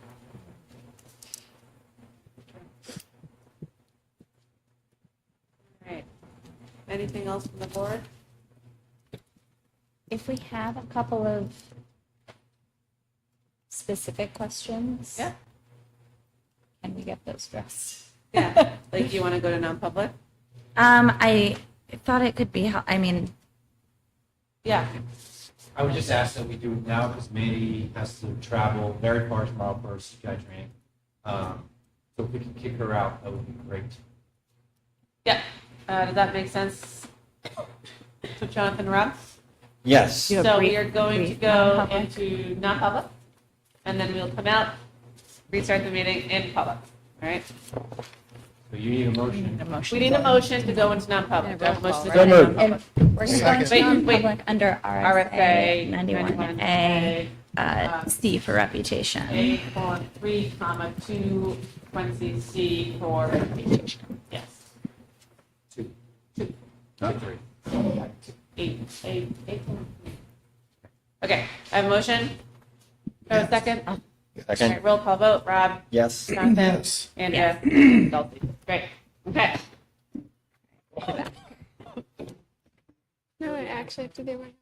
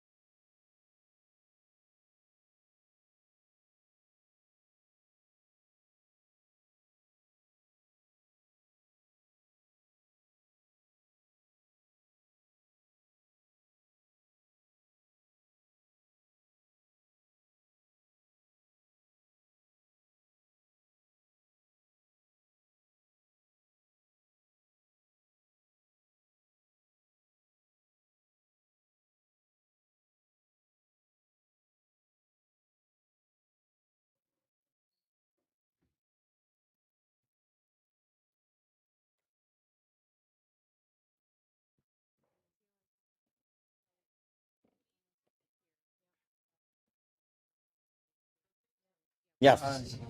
Roll call vote. Rob? Yes. Jonathan? Yes. Andrea? Yes. Dulcie, yes. Do we have a motion to seal the minutes? Notifications were made. I know, it still keeps coming out everywhere. All in favor? Is it roll call? Roll call. too? Roll call. Rob? Yes. Jonathan? Aye. Andrea? Thanks, Dulcie, yes. Okay, great. So we're back. We're going to move up the budget discussion. There are budget documents on the table. If people would like to see them, this is what we reviewed last week. It was a great meeting. Rob, I think you were going to open it up based off your discussion from the Finance Committee, and then we were going to have a discussion of the board. As a reminder, we are in week 2 of the budget discussion, so we're not going to be getting to decisions tonight while everyone wants to figure it out.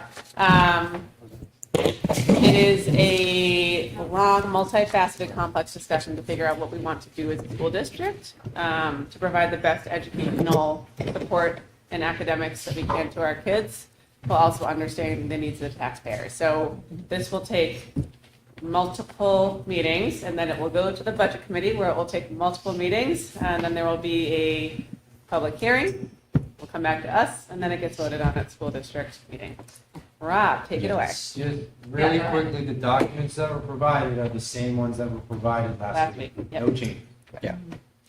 Okay, so first up, initial thoughts, little round robin on that. We talked about the budget lines by building and department, and then we talked about positions. We talked specifically about special ed in that scenario, so I'll get to that. So we'll just take them one at a time. So if we're looking at this document here, first, I think the committee felt that people did a really good job of being pretty close to where we were. So if you look at the differences across the board, in athletics, $9,000. In the total across the 3 schools, $17,000.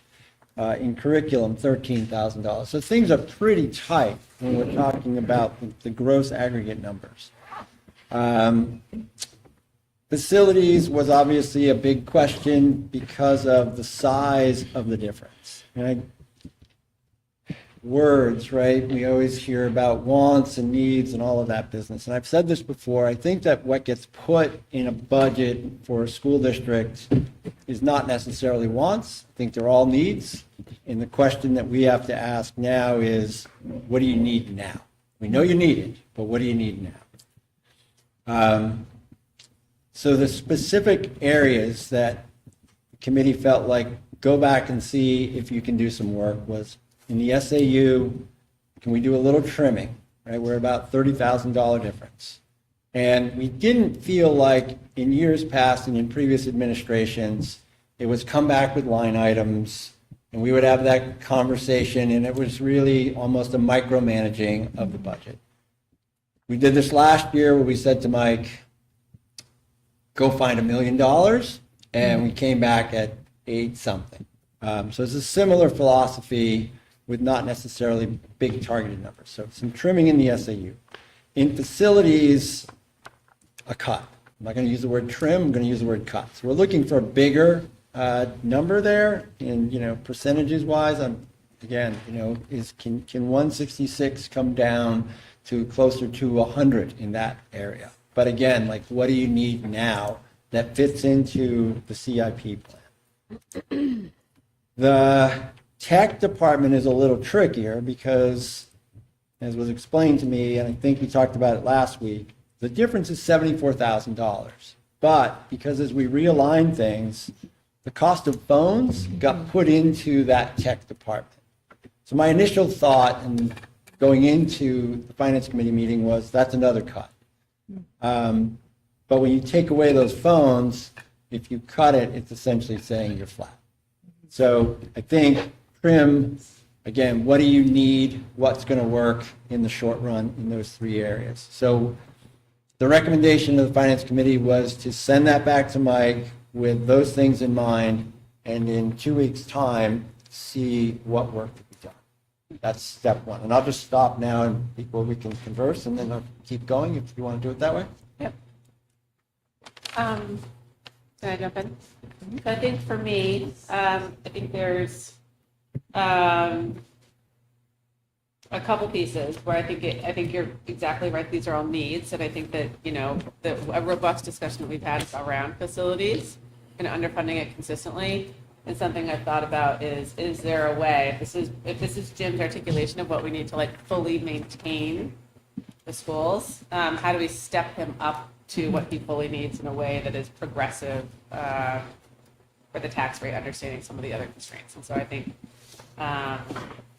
being thoughtful about what you just said, I think that there's something in there, whether it's, you know, cutting 60 or slightly less or slightly more, like I want to figure out if Jim is a problem solver, and that's great.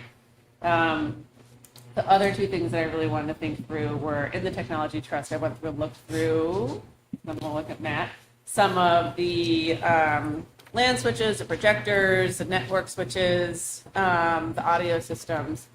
And I was thinking, we sort of had this discussion when we established it, but it's almost like, is there basically a technology replacement plan for technology where we basically put a lot of those more like durable hardware items that get amortized over a longer schedule? When I'm looking at our business administrators, I don't know what the schedules are. But is there a way to put those into the trust and not in the operating budget? Because they should be on a schedule of replacement, which is still the same bottom line, but I think it's thinking about CapEx versus OpEx slightly differently. And just to that, Yeah. technology, at the end of last year, if you remember, Matt put together essentially a technology CIP. Yep. It was first glance type of work, but we can certainly, that's some of the discussion on the board, move some of, I'll call them the unfun stuff of technology, the switches and the fibers into that and give you a longitudinal plan. We can certainly do that. I will also say the switches and things are E-rate eligible, so they do have a 50% revenue that comes in to cover their cost. Oh, wow, great. Terrific. Wow, great. Oh, so yeah, so those are my sort of thoughts there. And I have other thoughts when we get into the special education, but I would say I want to think proactively about trusts. You know, just on the follow up on the tech for a second, you know, of course, I'm new to the board and, you know, it's budget related, but maybe it's not just budget. But I just wonder, like, how, you know, do we have a sense of how much in the class kids are on the Chromebooks, like, and how effective it really is to educate as opposed to not? This came up actually at the end of last year as well, and it's a balance. It's not a percentage. Some days requires it, some days doesn't. If you wanted me to get more specifics, I would probably encourage the principals to put together a report on less planning. I mean, it's hard to measure the effectiveness of them versus, like, for instance, reading a book as opposed to reading it on the computer screen or looking on things. But it's just a concern that I have as to how to measure the effectiveness of that education on a Chromebook as opposed to, on a screen as opposed to education not on a screen. If you'll allow me to give you a 5-year anecdotal piece and the problem, and I think what is Is it going to take solved. 5 years? Yeah, no, like 5 years ago, this was the problem, and I think this problem is now solved. So teachers would be working on something and it required kids to do research. Well, we only had so many computer cards, so you go to try and sign up for a computer card and it's not available. So you got to shift, right? And not every kid has a laptop. So you're constantly playing this game to do those things. Certain classes are always going to be like contemporary issues when I taught that. Like you're doing research almost every day, and if you're not doing research, you're writing before you do your presentation. So you're tied to a particular class, which means an English language class couldn't be scheduled there. And then there are times during the course of a class that things get fairly organic and we say, you know what, this is a great discussion, let's go get some data. But you don't have access. Having the Chromebooks available for kids takes away a lot of that. I've got to search for either the computer room, find the cart, do all of those things. It's present. I do think it certainly lends itself to teachers being able to be more creative and in and out. I mean, I'm just talking about my personal, like how I would do this. Yeah. And then finally, I think for a lot of kids, this is their computer. Like we can't forget that not everybody has their own laptop. Not everybody has more than one computer at home. So it sort of leveled the playing field for students in that regard. Yeah. I appreciate that. That's helpful. I guess where I'm coming from when I ask the question is sort of, I'm reading a lot of articles about, kids reading books is way down. Can I make a comment as a student? I don't know about like the efficacy of Chromebooks for like test scores or something, but as a student, I know that like every teacher I've had since middle school has had a Google Classroom page where almost all assignments are turned in digitally. So it's not really a question of whether you need it in the classroom, but almost all like homework and communication about like class stuff is done through Chromebook. So I think just in that, it's just really become a part of like the fundamental part, like part of it and stuff. Thank you, Phil. It's helpful. I guess the question I'm kind of raising is whether it's a good thing. Like I get that it's a thing. It's whether just, it's better for education is the thing that I would. it's definitely a thing. Yeah. And I want to bring us back to the budget part. I'm just looking at the 60 grand Yeah. line item for the Chromebooks, Yeah. and that's why I'm. Yeah. But like I said, maybe Yeah. it's another conversation for another time. That's fine. Yeah. The other thing that I just wanted to say is just going back to facilities for a second. My one concern on the cut is I remember when I first came onto budget committee, it was right after the bond had gone down in flames, and then we had to come up. And I just worry about making sure that we don't get into another hole with facilities, like Right. by sort of kicking the can down the road on the maintenance of our building. So I'm not saying that we shouldn't, I'm not saying, but it is a concern that when I hear that, my ears perk up and I just think about that. I don't want to be in another situation where we have to float a big bond, 5 years from now or 7 years from now because we've got leaky roofs again or something equivalent. Right. Right. Yeah, I think that's definitely good. Val, do you have any No, comments on this you part? covered it. Okay. Next. Laura's raising her hand. I know. Yeah. Because you can't see me down here. Please understand I am not balking at Rob's request at all, and we will review, but I do want to remind you that the SAU budget has $34,300 in transportation that's part of the contract that is already there. Right. Yep. Thank you. And that's actually more than what the net change is, remember, because we moved the Medicaid fees to special education. Okay. All right. In terms of the positions that were discussed, Oh, wait, before we have that, can we talk about special education really quickly? yeah, I was going to go back to that. Okay, no, go ahead. So Harold Martin School requested a special ed position, certainly something that we felt deserved consideration, and maybe a little bit more study in terms of, where we are right now. So it was not a no, it was we need to learn more, we need to get more feedback as to how important that is. The Maple Street School Student Support Center IA position, the committee felt that anybody understands student support, knows that those work best. It needs to be 2 units. Somebody leading the charge and somebody assisting in the charge. That was the practice here at Maple Street for a long time. So to restore that would make that a much more Manageable situation. manageable situation. So then are you a yes to the IA at Maple? Yes. Okay. The athletic trainer, I think we all know that that would be a wonderful thing. But unfortunately, in our situation, we probably need to continue to work on emergency services as a means of doing that. And, gratitude to the Stockwells for being able to hop in on times like homecoming to help out. But $55K or thereabouts with benefits and probably very little to no opportunity to actually hire a person would be difficult to put in the budget, given what we're facing in special ed. The special ed coordinator line for that position, I think is something we should really consider. In part, when you talked about the depth of what Mandy's job is, managing all of the outplacements overseeing the special ed staff,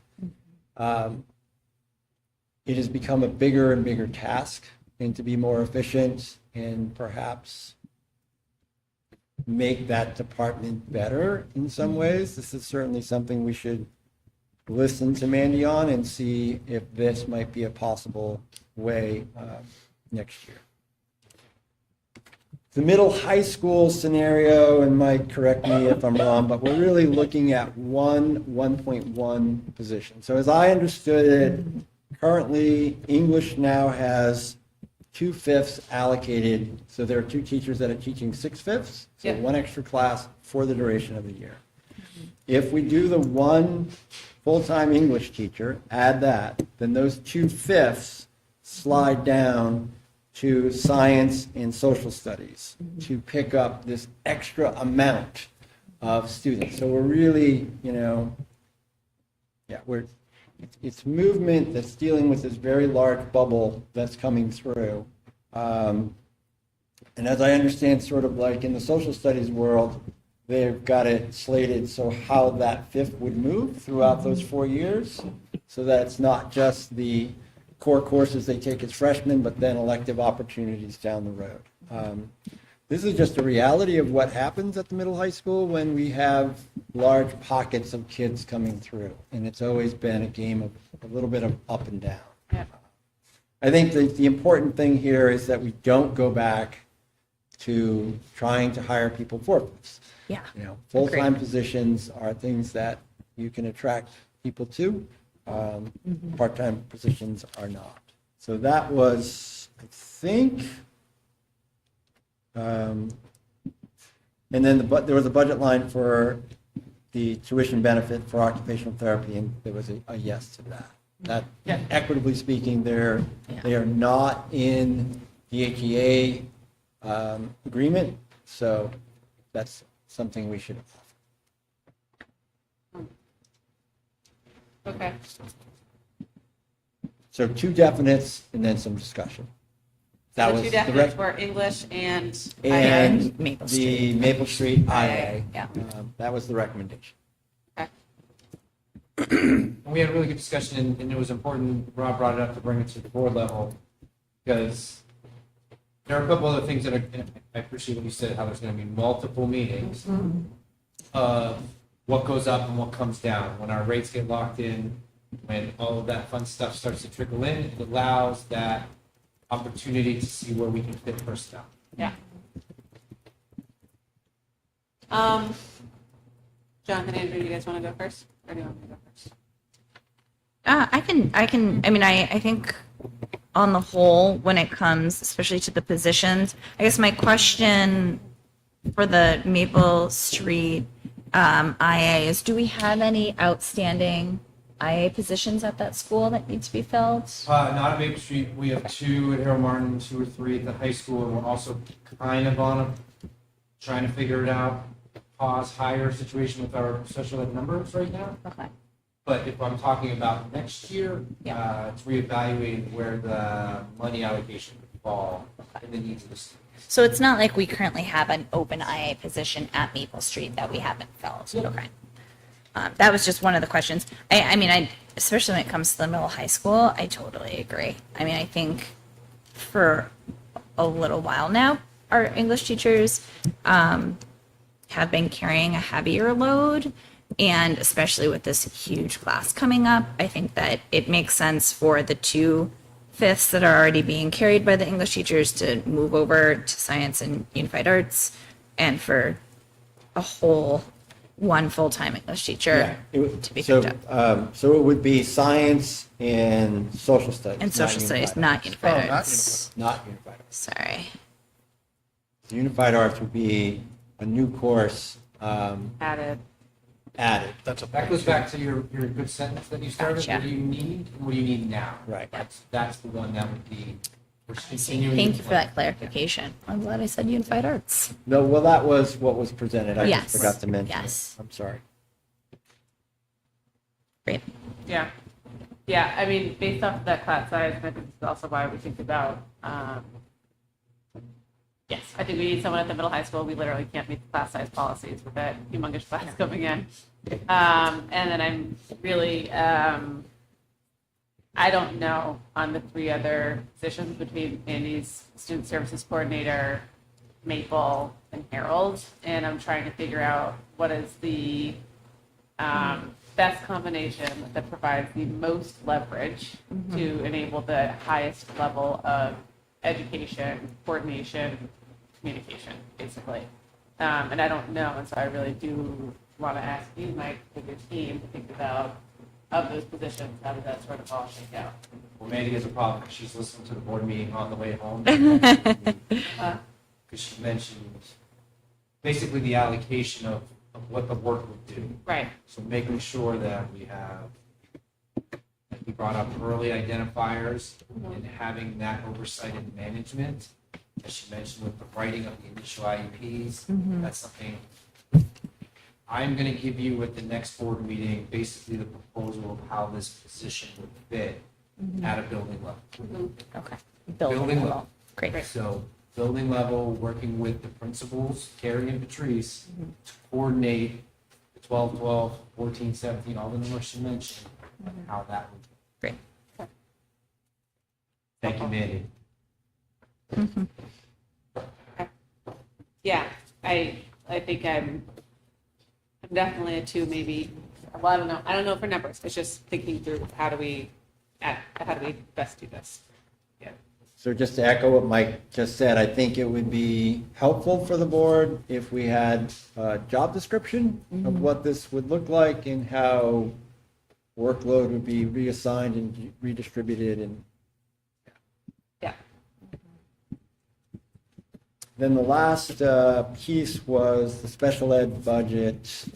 So if you look through the lines, there was $222,000 for anticipated costs. So students that we don't currently have, but we might have. So this is Andy, I think, doing the right thing, saying, we've seen a trend line here, and like this year, we're getting bitten by that trend line where we have students moving in, costing us 6 figures.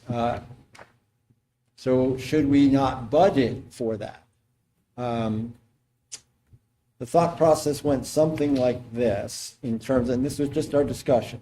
We keep the 220 in, but we, at the same time as we're putting this budget together, write a warrant that would place, if there were any surplus in the sped lines, that surplus would then go to the special ed trust. So for instance, so just simply saying, if this 220 does not come to fruition and we do not need it for these anticipated students that don't anticipate, I don't know if that's a thing, we would then be able to put that money in the special ed trust. That was one approach. The second approach was take the 220 out of the special ed line and do a separate warrant article specifically for the special ed trust. So the money would go there, and then if we have students that arise, we have set the money aside specifically for that purpose. Do you think we could still put in the warrant though, even if we pulled it out and we said, we're just going to put this 220 in the special ed trust? Do you think that we could still massage the language so that any unused funds from the special ed budget could go into the trust? So I think it would I don't know. it would have to be a separate warrant. It would? Be my Okay. guess. And I think it would be that would. following fiscal year. So Correct. the first, you know, the So we this would would be have kind the of like one now of the 220 Yeah. in March of 2025, and then we would look at any unused and write the warrant article in 2026 to put that into the trust. So it would be 2 separate articles and 2 separate fiscal years. So is the idea there whether it gets put in, and if it's not used, it goes into the trust, or it goes right into the trust? It's the idea that is a one-off, or that would not be there the following year? Well, actually, you're going to see tonight that we're probably going to be accessing our trust for the first time because of what we were saying. So I don't think it's a one-off. I think it's more of a protection piece for the unanticipated. No, I mean, I understand that. Okay. But what I don't, I guess conceptually, I'm just thinking about an extra 225 every year. Oh, every year? Oh, that's a good point. Yeah. Like as opposed to, okay, we didn't use it, it goes in, so now we have that insurance, so we don't need to put that in the following Yeah, I year. think you would evaluate Right, it that's each what I year. mean by a one-off. Exactly. Right.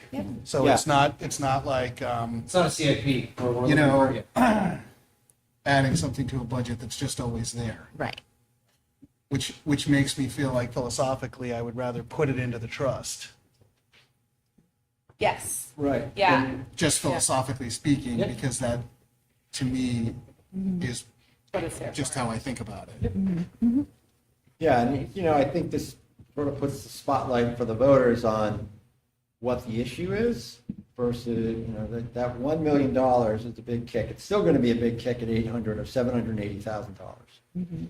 But, you know, how do we want to manage it? I'd be very curious to see what the budget committee thinks of this. We've talked about, just in general, the preference for bonding, and this is sort of a way of bonding, I guess, in a way. It's your self-bonding, right? But, yeah. But is there a preference for bonding right now? I doubt it. No, I mean using trust. Using Yeah, trust, okay, Putting it in- yeah, I use the word bonding Yeah, and like trust self-insurance. Yeah, as okay, I got you. synonyms. I got you. Yeah, I was gonna suggest putting money into the trust rather than keeping it in an OpEx line. So, and then saying whatever is in 10012, that budget line, that any rollover from that also goes into the trust. Could that, yeah, I guess my question was, could we write that warrant so that it's perpetual? Right. Yeah. Not just like that was, I guess what I was saying, not just a 1 year, just No. like, this is our, no. I think you have to do it every Thanks, year. guys. Pretty sure, right? Yeah, Like, we're absolutely We're not saying All we right, fine. can't write it that one time, but I don't Correct. think it's, I there's see. no state law that allows you to perpetually Rollover. Yeah. do that. Okay.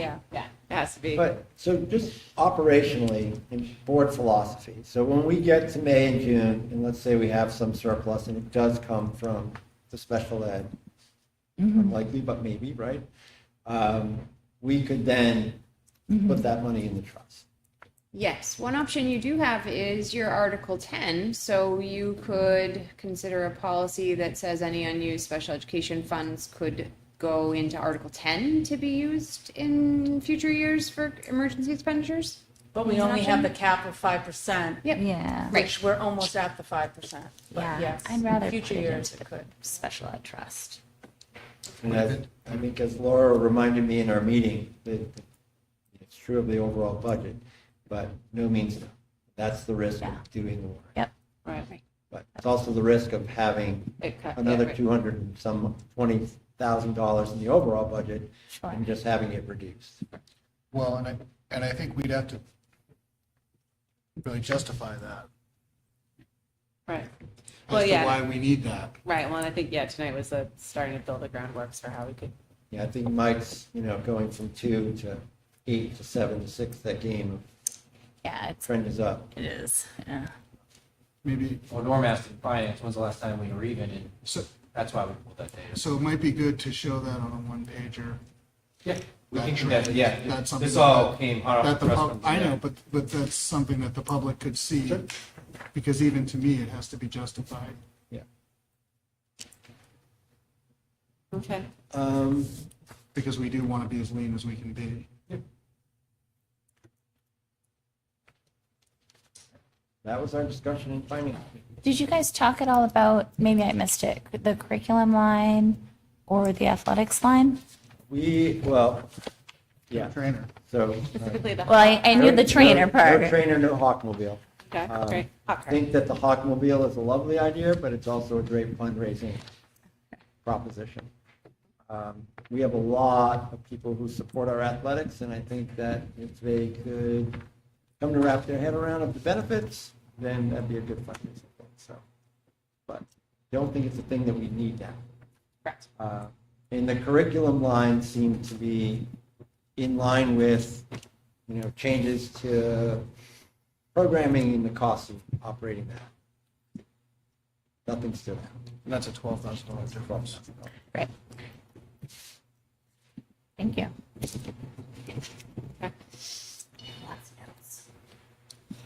And then schools, yes, to what's presented. Yeah. Just a refresher, there will not be a second work session. Yeah. We've eliminated that since last year. So our next meeting's on the 7th. We'll come back with our adjustments, any changes, our recommendations, and then we'll have some better numbers on rates. One of the big things out there that we're waiting on is negotiations, so we're working through those. So we have a couple more dominoes that'll fall in November, and we're still on target for what we've accomplished with around a December, January time. So in terms of the overall number, salaries and wages, which gives us the big picture, do we now just calculate that based on current employment at current numbers, because the new contract would be separate and would show the increase? So we should be able to. Yeah, they're still working on personnel. We're still working on Yeah. it. Right. We should be able to get that big number Yep. before Thanksgiving. Yeah, before next year. Do you have a budget committee meeting before the 7th? We have a budget committee. Meeting before the 7th? Yes. Well, let me check. We have 800 weeks in October. Next budget committee meeting is 13th. On the It's 13th. on the 13th. So we meet once more, then you go to budget. Jonathan's not here on the 7th. Okay. And we get revenue Usually get that. December, first week of December, or end of, no, I feel like January sometimes. no. Sometimes, I mean, we can definitely give some, we might be able to give all or most definitely in December. Okay. Okay. We haven't got any adequacy yet for that, so that's a big part of what our unknown is. Okay.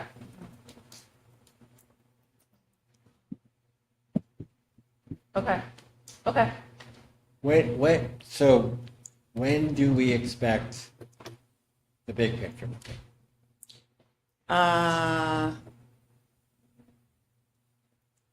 mean, we really have to talk with Laura, but I would imagine possible the next meeting, but realistically, it's probably the meeting after. It would be really swell if it was the next meeting. I know. We'll work But on if it. it's the week, yeah. I mean, I think as long as it's before, yes, that would be great. I think also if it's, because I know you want to be able to go to budget, and then if it's what if it's also before Thanksgiving and people can think through it with turkey, et cetera, and then we come in strong. I hope they're not thinking through it with Well, I turkey agree on with you. Thanksgiving I know. Day, So but yes, then- I get your meaning. Just, I know Michelle is, again, being really nice. Yeah. No, she's training someone. So Right, I'm trying to be you're going through respectful the and, whole yeah, process. to make sure that she understands it, because she's solo next year. Yeah. Michelle could do it tomorrow, but we're Yeah. gonna do everything timely. Yes, we're spending the time. And then I think the other thing that we all just need to keep on, which Rob referred to, is that we're obviously negotiating the HCA contract, which is a 3-year, and then the Teamsters contract, which will be between 3 and 5, not Teamsters, yeah, Teamsters, between 3 and 5 years. So those are the other pieces. And those are the two other elements that actually That come take away together. from, Right. Right. you know, to just make it a big, clearer for Yeah. everybody out there. I have no doubt, I'm sure they've already expressed it, the sooner budget gets it to look at it, the more time they'll have to come back and forth with us. Right. I think I get to Help us try attend to in get on the December. same page, so I do think it's in our best, Dave, in everybody's requested your best interest. presence in December, Mr. Flynn. I was hoping for December. Normally it snows on that night. That's fine. That's right. Yeah, no, but I agree, yeah. All right. Any other thoughts on budget that people have, questions, more information that they would like, et cetera? As we're pulling together things, we have a 2-week break, which feels like a big holiday for the last 3 weeks. But if people have questions, please feel free to send them to Mike and I, and we'll work with Michelle and Laura about anything that's in here, requests, thoughts, et cetera, okay? And we'll have a very fulsome discussion on the 7th. A fulsome discussion, that's right. And Jonathan, I'll work with you. Because you won't be here. Yeah. Okay. That sound good? All right. I will also say, Mike, I'm sure if you've talked to the lawyer, I'm sure that these 2 lawsuits will not be a factor in this next budget. Oh, won't be, yeah. No way, Oh, yeah. Yeah. based on appeals and the schedule right now and It's living in the courts right now. difficulties in the courts, that we will not be seeing anything anytime soon. Yeah. Yeah. Okay. Thank you. All right, team, we have 2 sets of goals to talk through this evening. I'm really excited. We have our school board goals, which we developed in June, and then have talked through a couple times over the course of the development of this year. If everyone can take a look at them, any final comments, we would be looking for, I specifically, would be looking for a motion to approve these so that we can adopt them and publish them on the school board site. Any further comments, thoughts, concerns? No. Great. I'll go ahead and make a motion to approve the Hopkinton School Board 2024-25 goals as presented. Second. Any discussion? No, I like that we set goals every year. I think it's really helpful. And pretty soon we're going to be checking in and seeing how we're doing. And like, tools. Yep.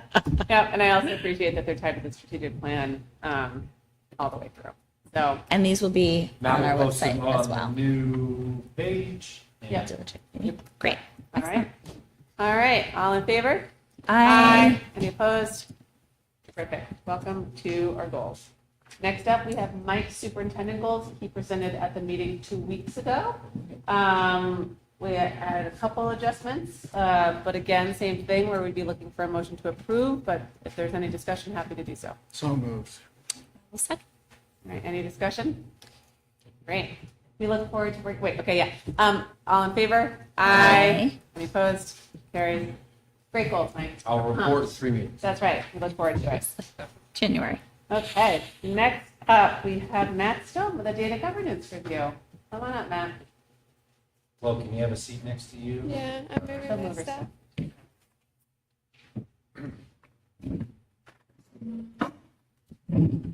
Thanks for having me. So Mike asked me to talk a little bit about sort of interrelated aspects of privacy, security, and data governance. So privacy is obviously keeping student and staff information that should not be public out of the public eye. Security is making sure that our systems are secure against external or internal intrusion. And then sort of the data governance is sort of our practices of how we handle confidential information throughout the entire life cycle from its creation to destruction.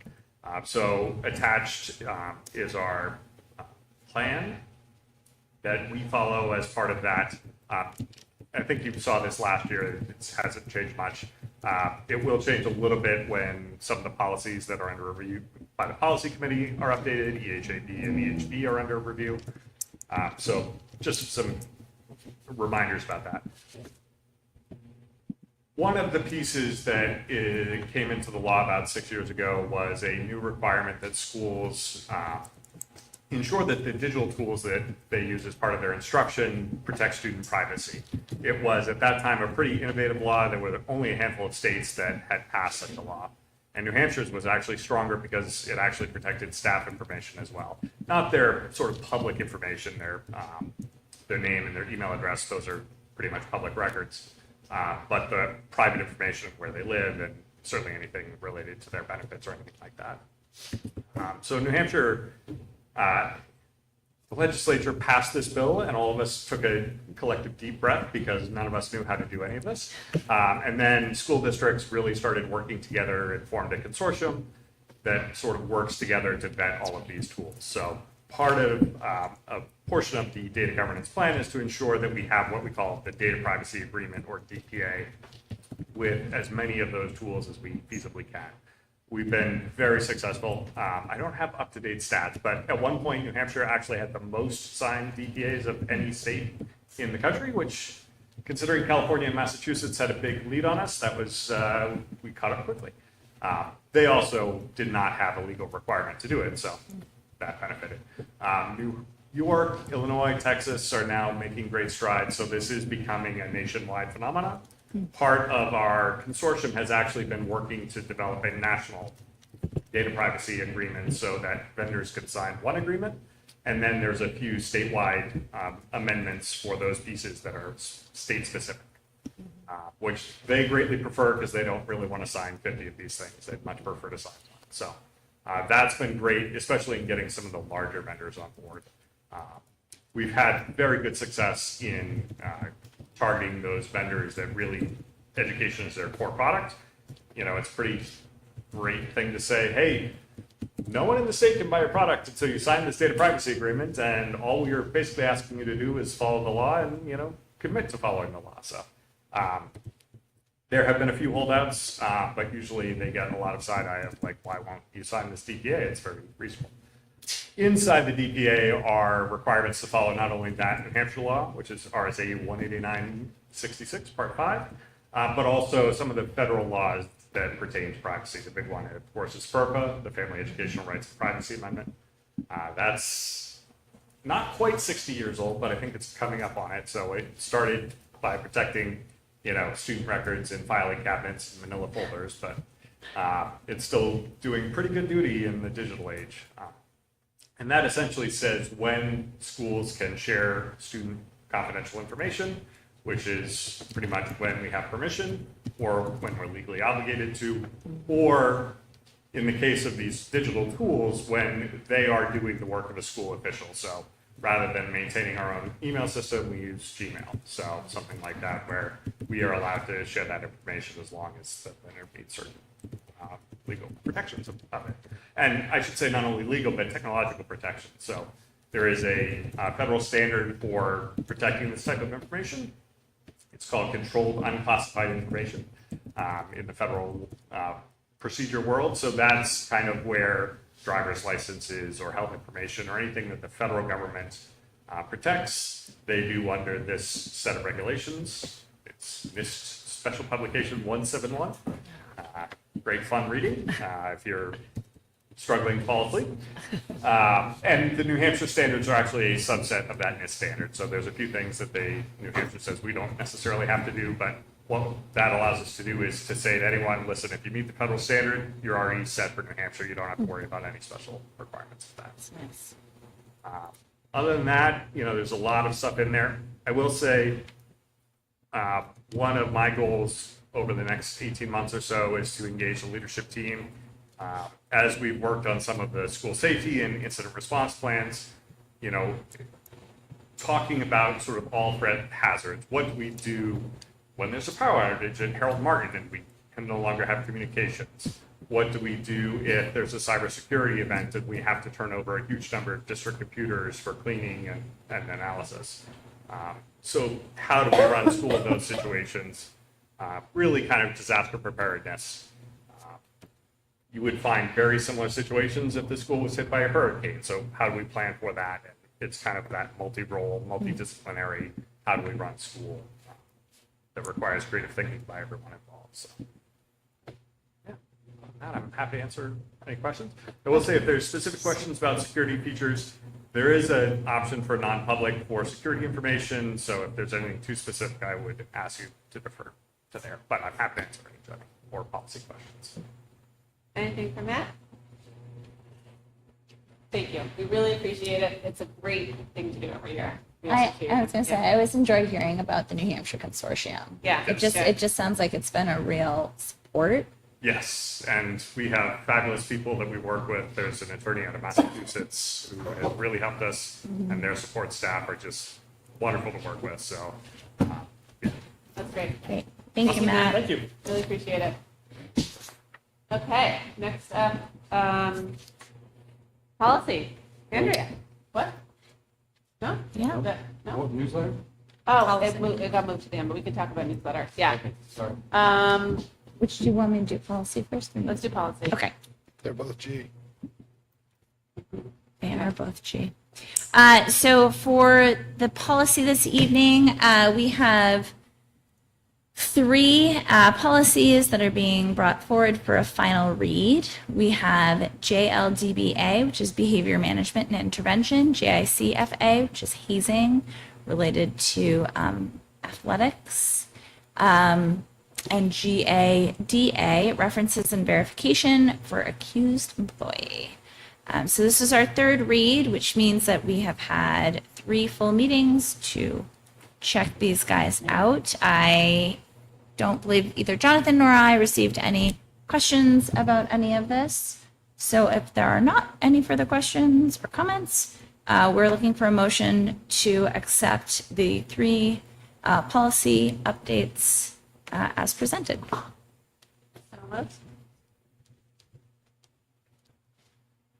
Second, anyone? I mean, I'll second. I just don't know if I'm on the committee. Pretty, if I I'm know. supposed to second it. Uh-huh. Yeah. Yep. Yeah? Yeah. Okay, great. All right, any discussion? Nope. Okay, all in favor? Aye. Thank you guys for doing this. Really appreciate it. Sure. For your policies. And we, hopefully next meeting, we'll have a new bout of first reads. Yes. That will be coming up. So, and most of these policies that you guys are going to be seeing are actually just updates of policies that we have. Great. So they're being updated for a variety of reasons. Usually it's because state statute has changed. Yes, amazing. Okay, great. Okay, last on our prior business. One of our goals, as everyone might recall from our goals we passed tonight, is to improve the board communication about what we do over the course of the year. And one of the things we want to initiate this year is basically a newsletter that is not exactly quarterly, but that will go out 4 times a year to sort of update people about the role of the board, what are we doing, and we'll sort of have a editorial cadence that matches the course of the year that can go out to the entire community just to try to get a shorter snippet than maybe attending every single one of our meetings. I shared a draft with everyone today. Thank you to everyone. We each took a section and wrote it. And Andrea helped edit. This has not gone through formatting, I would say, so we'll put it into a slightly jazzier format before it goes out. But I just wanted to have everyone take a look and let me know if there's feedback. I can also take commentary, but I think what we would like to do, our goal is to send it in October, so we have until midnight next Thursday to send it. And I'm gonna stick to that goal. Or November. We actually in here said they would be released November, January, March, and May. What? I know. Okay, so yeah, we'll figure it out. But I think in the next week or so, we would like to get ahead of it. Just so everyone knows, the sections are just a welcome. What is the role and responsibility of the school board? What do our board committees do? How does developing the annual budget work? Do we have goals? What are they for our conversation tonight? And then save the dates for the key meetings coming up for the budget committee, school district meeting, and ballot voting, just to get them on the docket. Any thoughts, concerns before we make this extra beautiful? So if we have anything, we can just send it to you guys. Yep, absolutely. Yeah, and I think it's worth noting also that this is I think that this is like a good overview. I think at some point we'll want to highlight some other things throughout it, but it's just getting that document up there. Okay. Thank you all again for your timely contributions. I think a lot of the information from this first newsletter, we can then incorporate onto the website. Yeah. So that it's evergreen.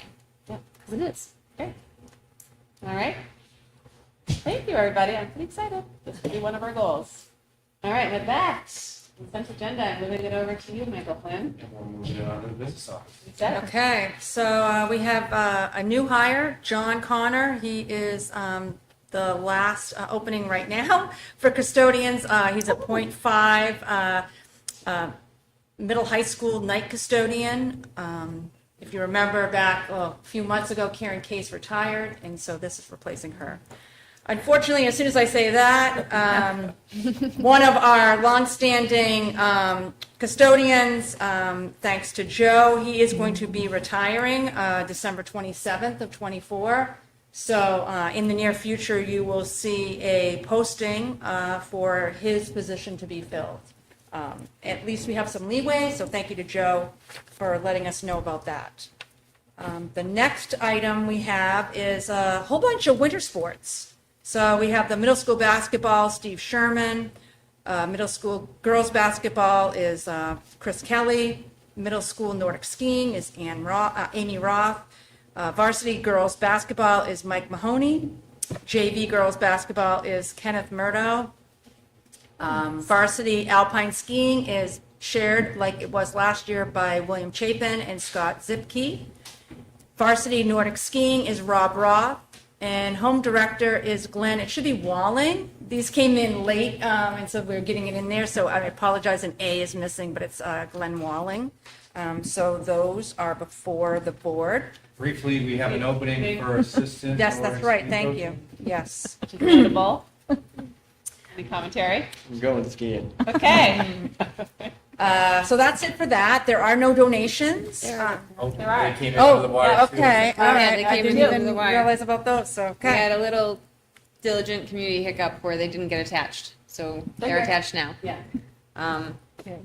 We have two tonight. The first is $4,000 from the Mary Elliott Trust. This is a local trust that we've worked with in prior years, and the donation is for the district to use as needed to help students.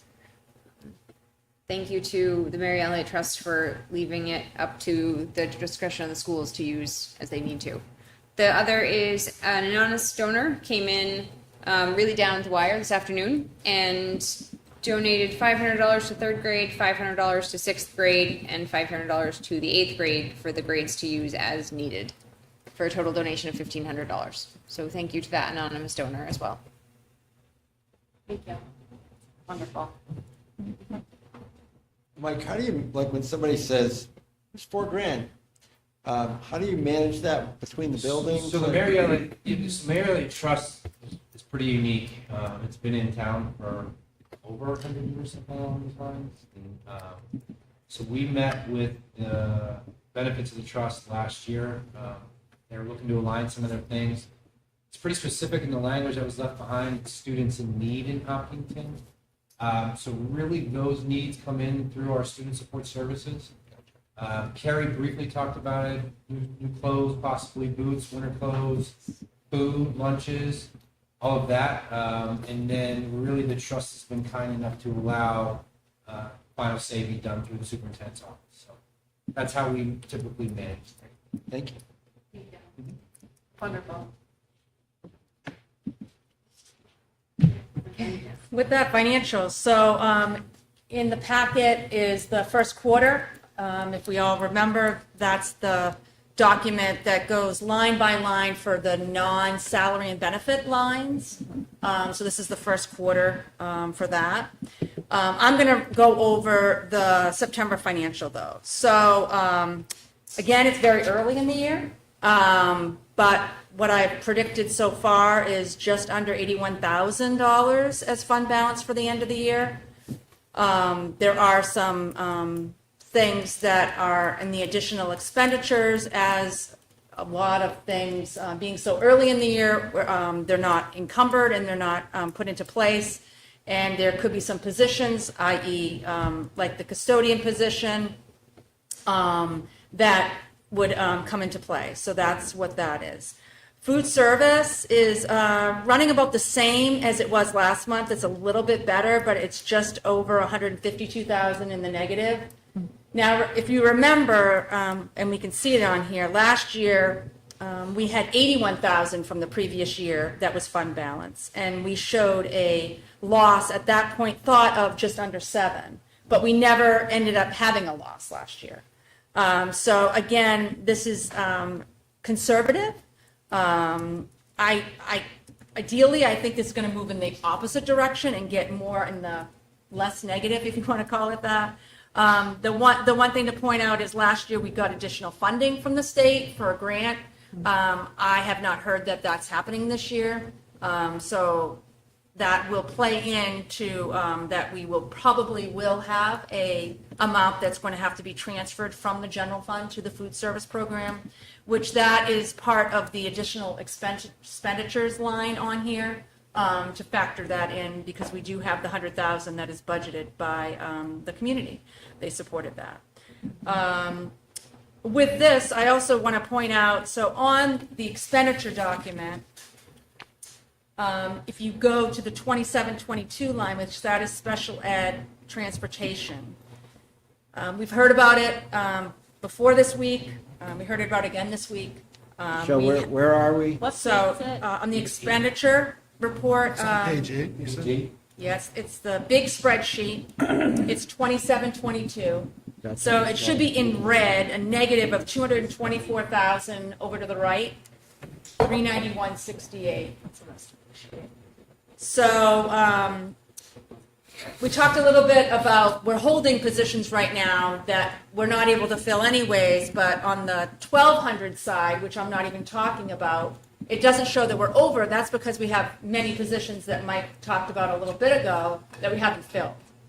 So what I'm proposing the board to think about through Mike, Laura, and Mandy is to have a public hearing to withdraw up to $224,000 from the special ed trust to help the district with these unanticipated out-of-district transportation costs,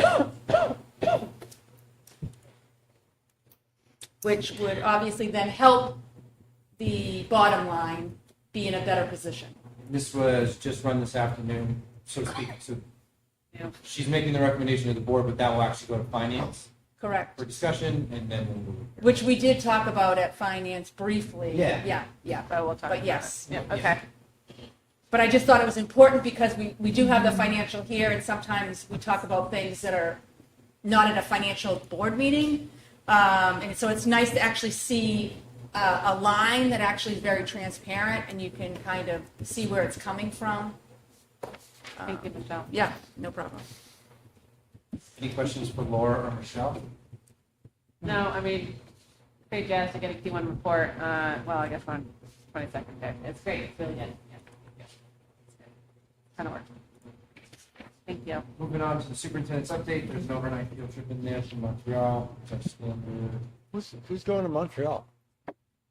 It's the 8th and 9th Yeah, graders it's, in French. I'll call it the Madonna Not trip. going to Quebec? What is going on? Quebec goes in, they went last year to Quebec. Is it Montreal? I thought they went to Quebec every year. Isn't Montreal? I think it wrote since I've been here. I think it's They're rotating. yeah. They are fundraising with Granite State Chocolate, so keep an eye out for that. I don't know who they advertise to. I would buy it, so maybe. Whoever's listening. That's right. It's there. In regards to other updates, we were just notified again yesterday that more of our SAFE grants were approved. Challenge, though, is going to be that it needs to be completed by December 31st.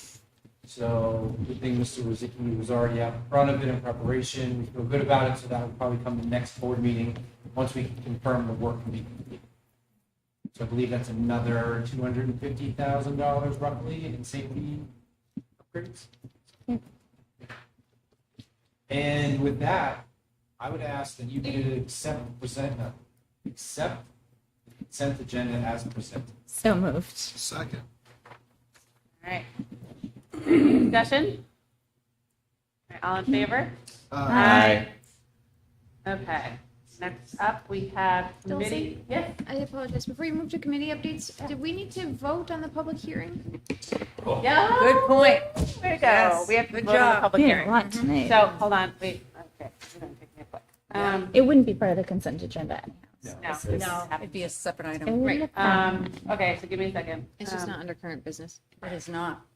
Okay, so thank you. So we are making, I will look for a motion to approve the expenditure from the school district building repair and maintenance fund for a total of $225,000 for an item of not to exceed $160,000 for the Harold Martin Hopkinton Middle High School air handler replacement, and for not to exceed $65,000 for the Hopkinton Middle High School flooring replacement. So moved. Second. Any discussion? I appreciate that Jim is proactive when he is looking at, multi-year replacements. Yep. So. Like that. All in favor? Aye. Any opposed? Motion carries. Okay, thank you, Laura. Yeah. Good job. Okay, so next up, we're going to go through our committee updates. Policy, we just approved some. Do you have anything else from your side? Okay. Curriculum and assessment. Yeah, so the Curriculum and Assessment Committee met last Thursday. It has a new group of people on the committee, and so there's been a lot of groundwork laid. Dulcie, you were there. So we got an update on some new courses that were going in, including a sports for PE credit update. That is going to be students will be able to see it in the 25-26 program of studies, and that there is going to be a rollout beginning in January of 2025, I believe.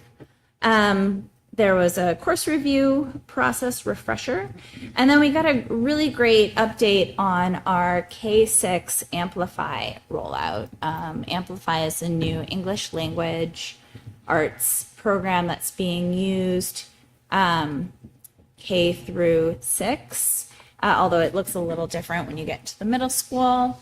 And you know, I guess you can jump in as well, Dulcie. It was a lot of work to come to Amplify, to choose this as the right program for students.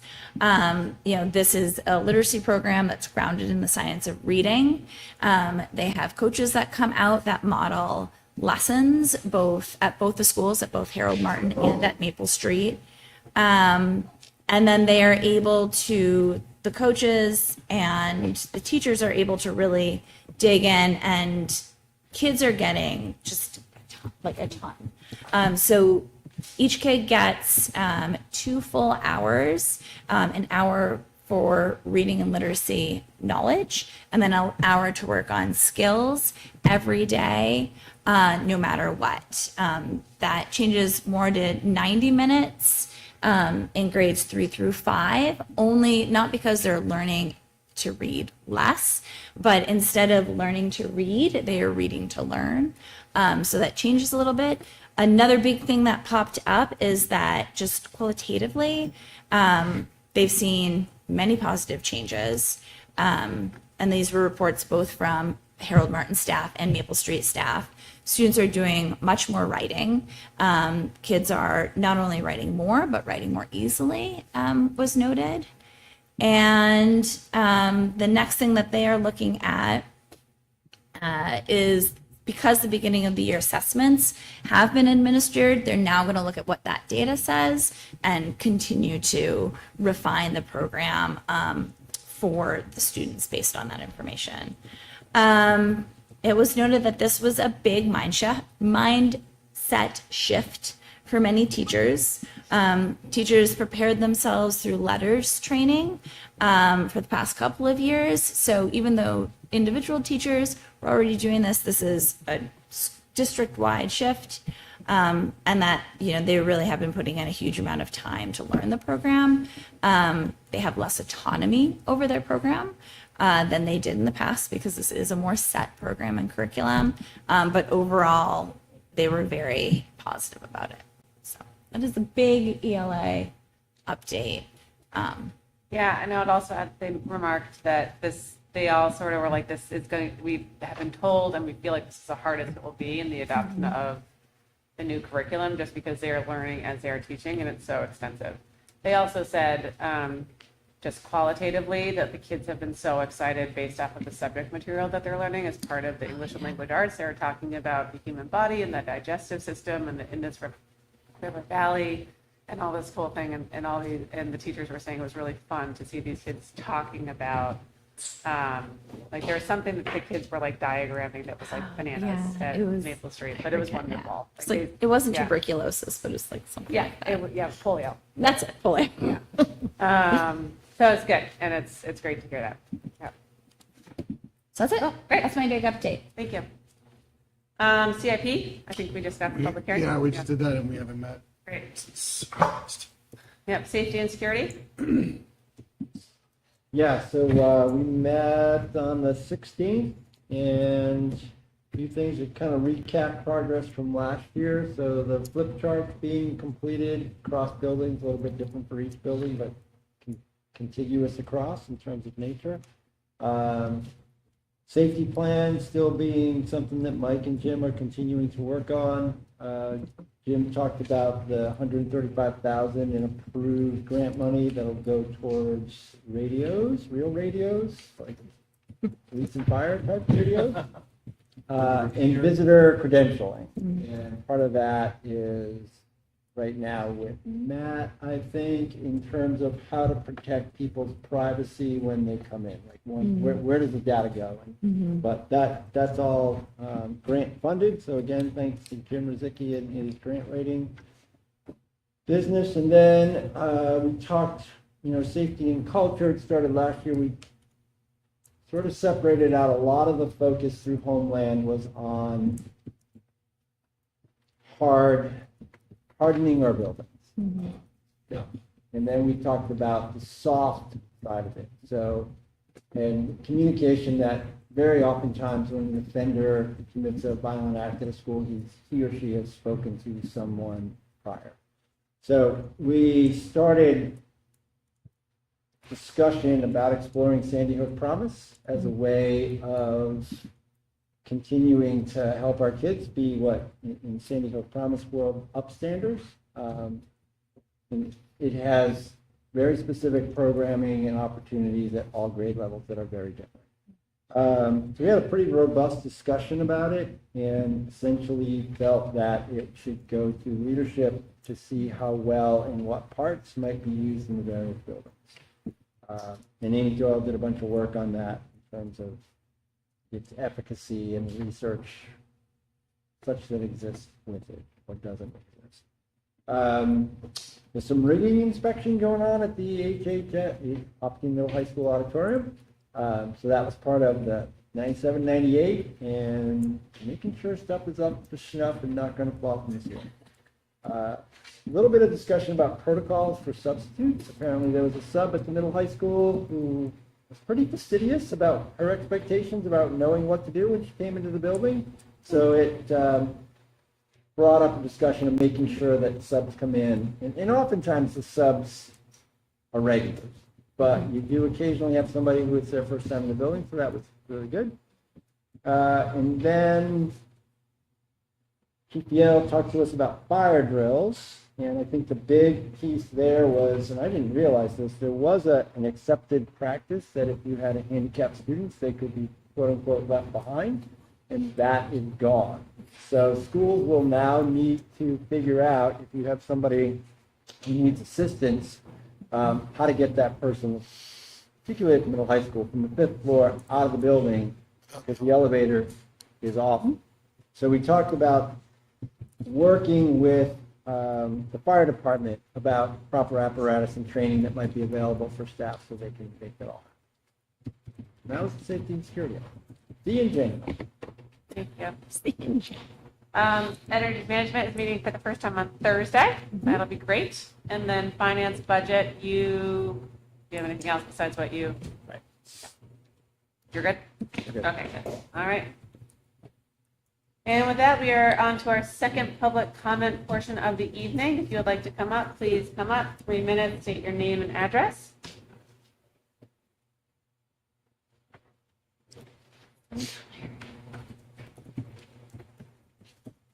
John Houston, 305 Maple Street. I go back a little bit on the special ed area. The first question I have, are all public schools requirements the same, i.e. Hopkinton to everybody else? Are they all the same by the state? All public schools fall under the RSA's. Okay.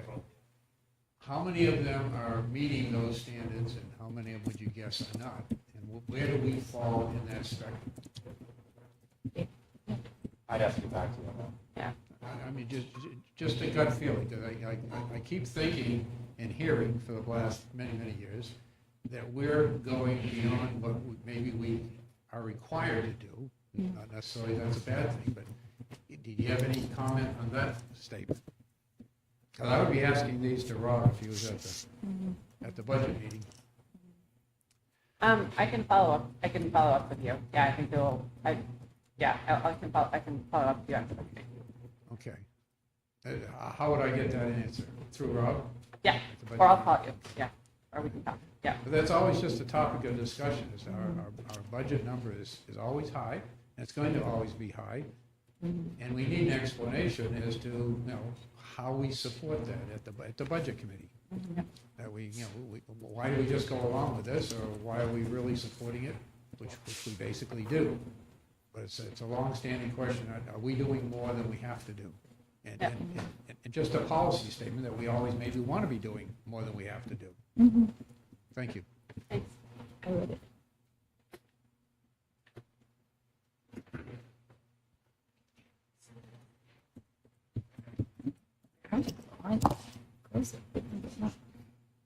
Rita Blanchard, 111 Barton Corner Road. Michaela got back to me, who was here to do the victim impact comment.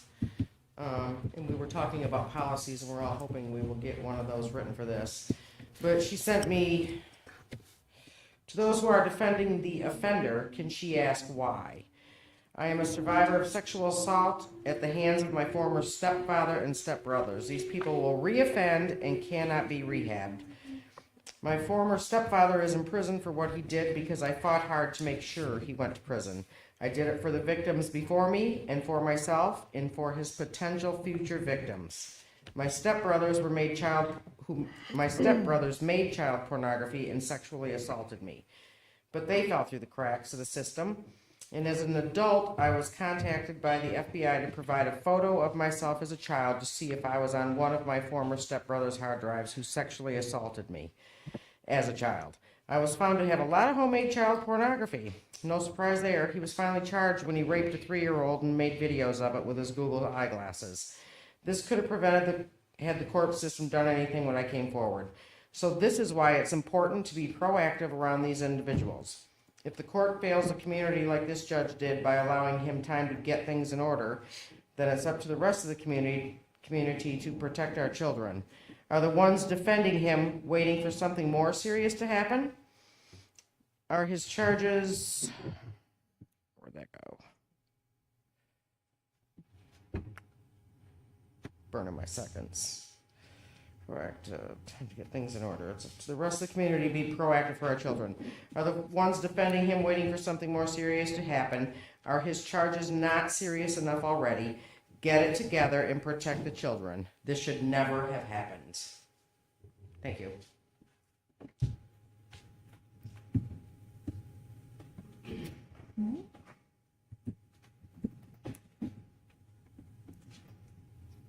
Trisha Lambert, 305 Galloping Hill Road. I guess I'm just really grateful that my kids weren't there. You know, and your motto is above all cares, but tonight it kind of felt like above all, protect thyself. And I apologize, Mike, but that's what it felt like. We did the best we could. That was it. And everybody's sitting there like this. There's people here that legitimately were worried about their kids, or probably still worried about their kids. So I really hope that there's some action. You talked about security. We hope to probably hear more about that, safety and security. That's what this was. So I hope you take it seriously, because I don't know, I didn't get the sense that it was just you were trying to get through it, because WMUR was here and we were nervous about that. That's just my thoughts, but thank you. I think there would have been a lot more parents in attendance if we had had a soccer game. You want to go on to the microphone? Rita Blanchard, 111 Barton Corner Road. There would have been a lot more parents here had there not been a soccer game tonight. I encourage them all to email you, because this is a serious glitch that I knew about it in Florida. I wasn't even in town. How did this happen? I can't believe it. So that's it.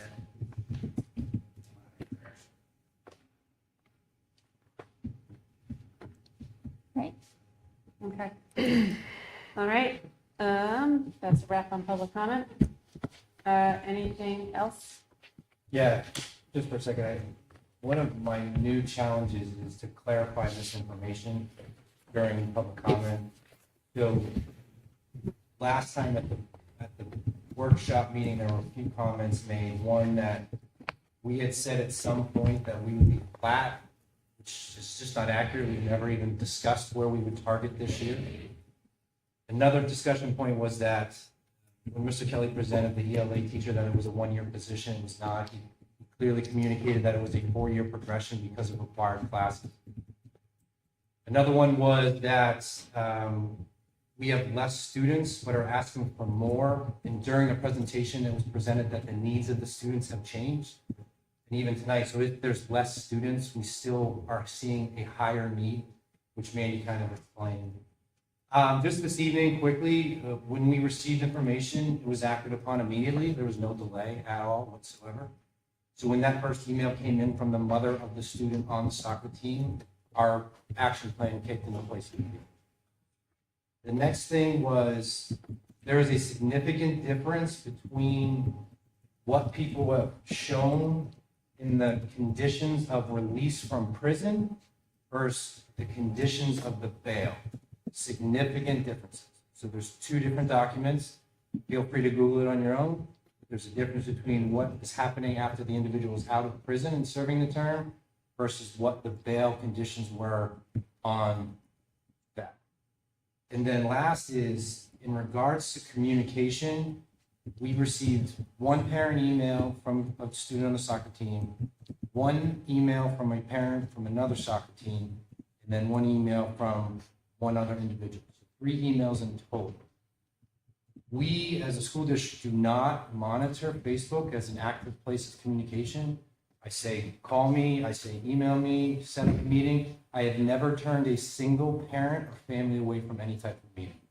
So I met with 3 this week in regards to some of this.